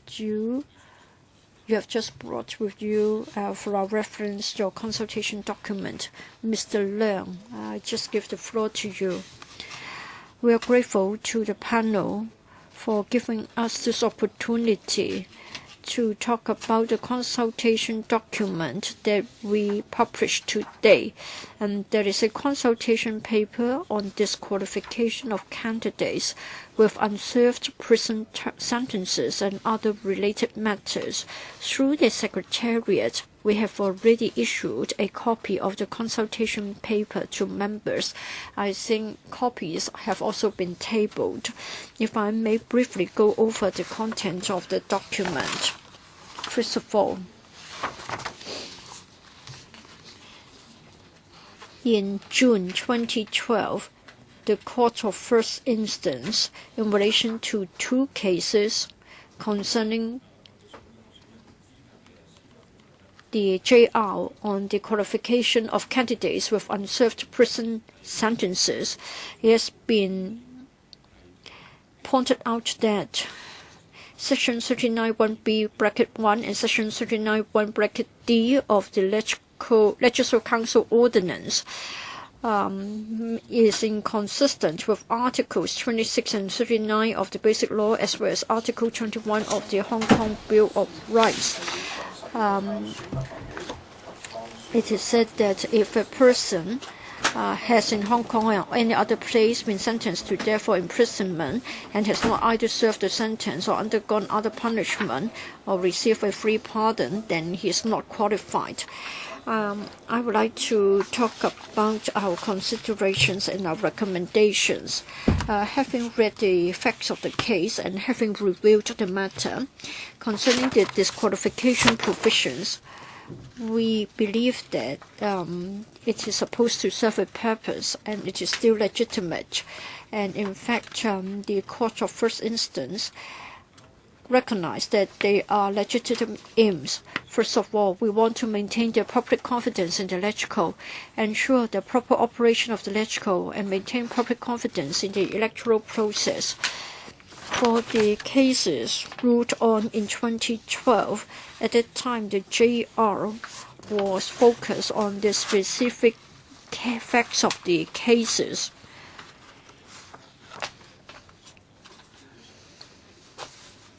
At that time, there was a person who was already convicted and sentenced. He was on bail waiting for appeal on the conviction. So we based our consideration on the judgment, and we have now come up with some recommendations in relation to the proposed amendments to the ordinance. First of all, if somebody is serving his jail sentence, so if somebody is on bail pending appeal, then he may run in the election and he may be elected until there is a change in the case. And then, in relation to the judgment that I've referred to, at that time, Section 39(1)(d) of the LCO was also referred to. That's in relation to whether a person serving a sentence of imprisonment can stand for a legislative election. The CFI didn't make a ruling on that, though it came up with some recommendations. 限制正在服刑而受監禁嘅人士參選同埋當選咧，呢個嘅做法咧係仍然合理同埋有效嘅。如果假如正在服刑而受監禁嘅人士提出上訴咧，亦都需要咧喺獲得呢個保釋嘅情況之下咧，先至能夠參選或者當選。咁就變咗同頭先我哋講話一般而言，如果係有一個人係獲判罪，但係咧係獲得保釋候審嘅時候咧，可以參選，個做法咧就變咗係一致啦。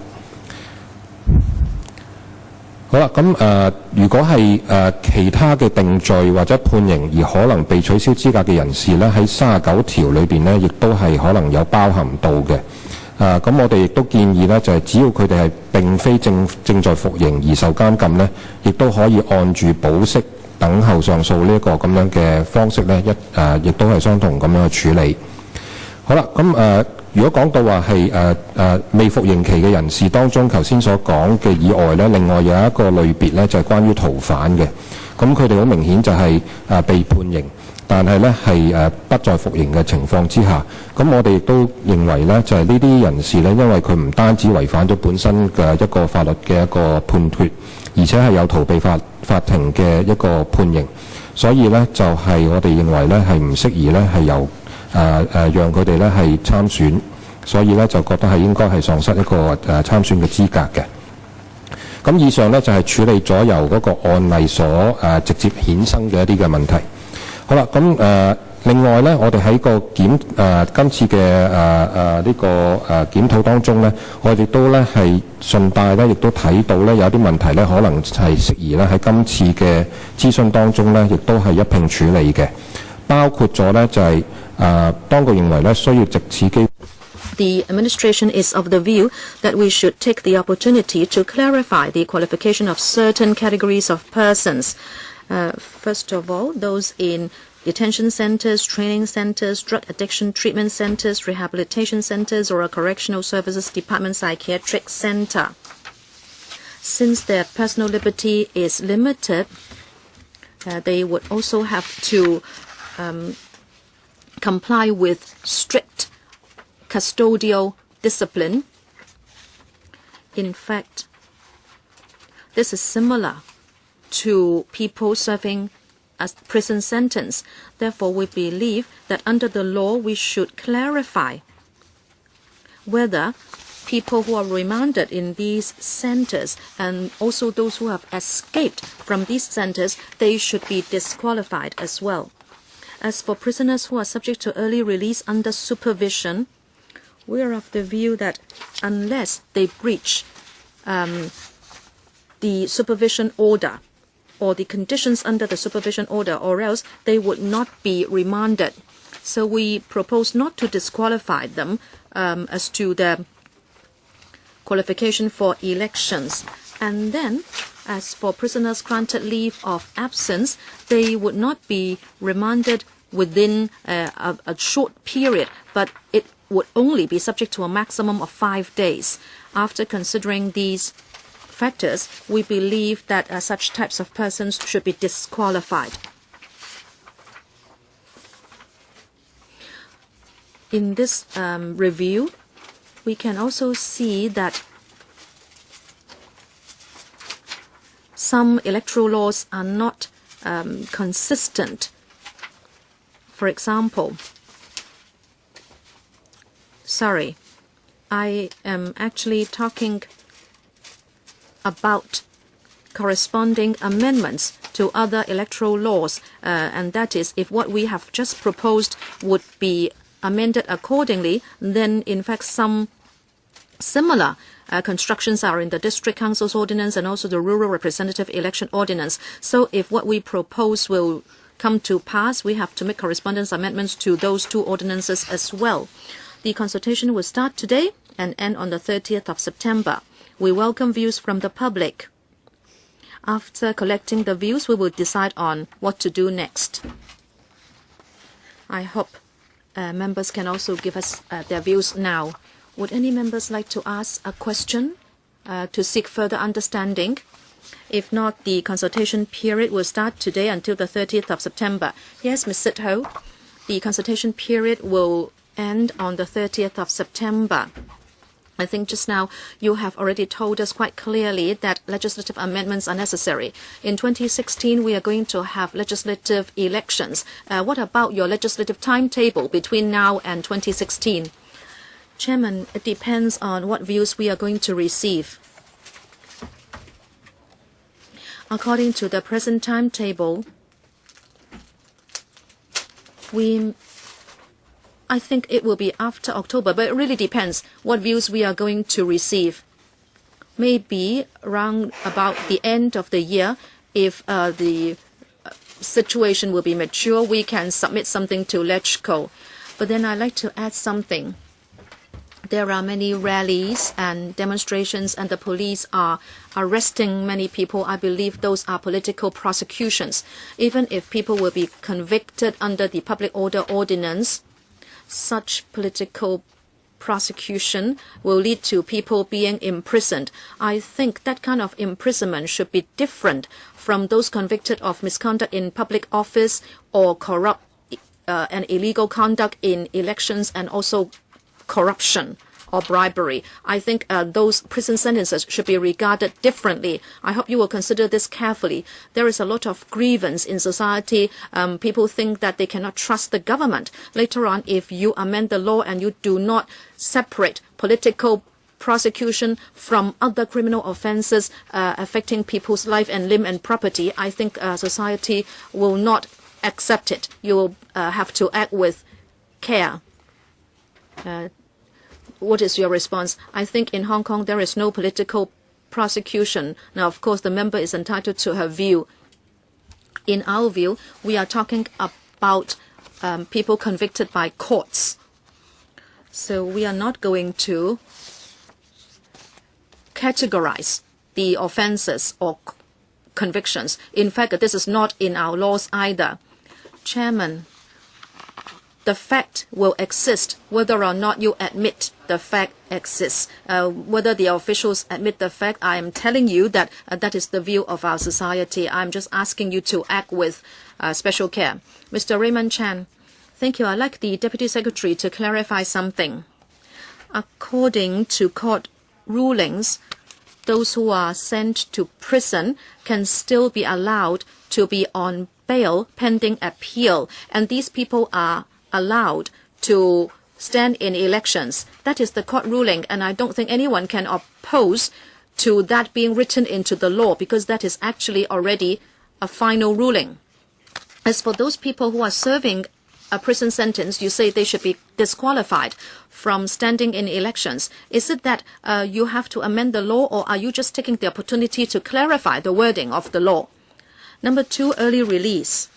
You say you are inclined not to disqualify a convicted person who is released under supervision. Is that going to be done in passing? Now, if you do not amend any other laws, but only attend to the final ruling, then for those people who have early release, is it that now they can already stand in elections?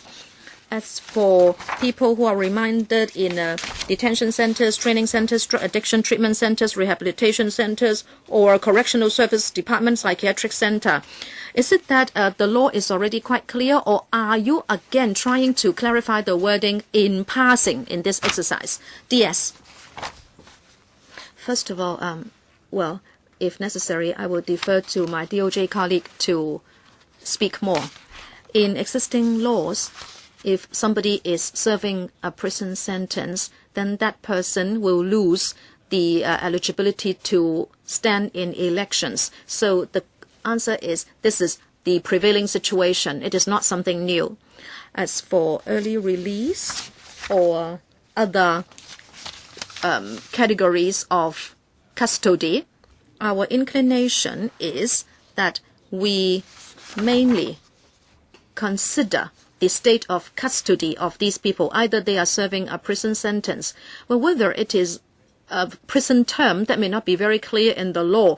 That is why we'd like to take the opportunity to clarify it. And that is in our election laws, would that be regarded as a prison term? If it is a prison term, then there will not be any other arguments. So are you saying that this is a gray area?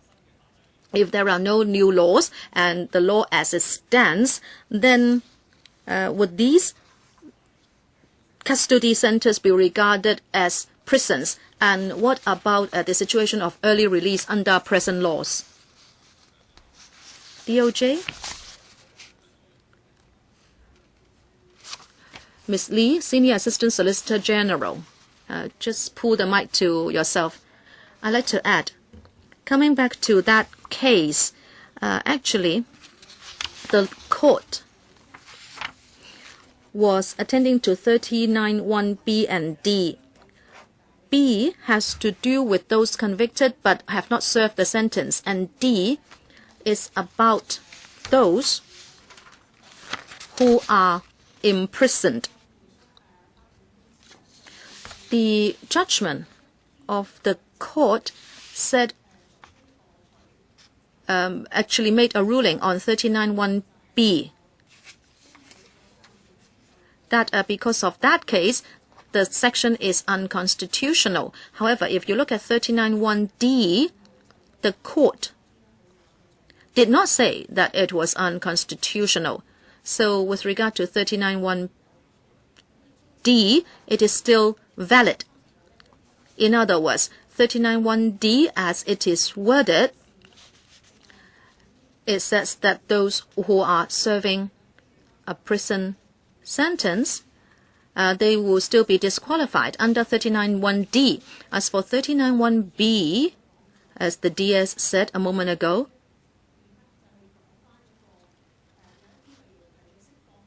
we are also attending to people who are on early release. Now, we said that it was a little uncertain because under 39(1)(b), before the judgment was made,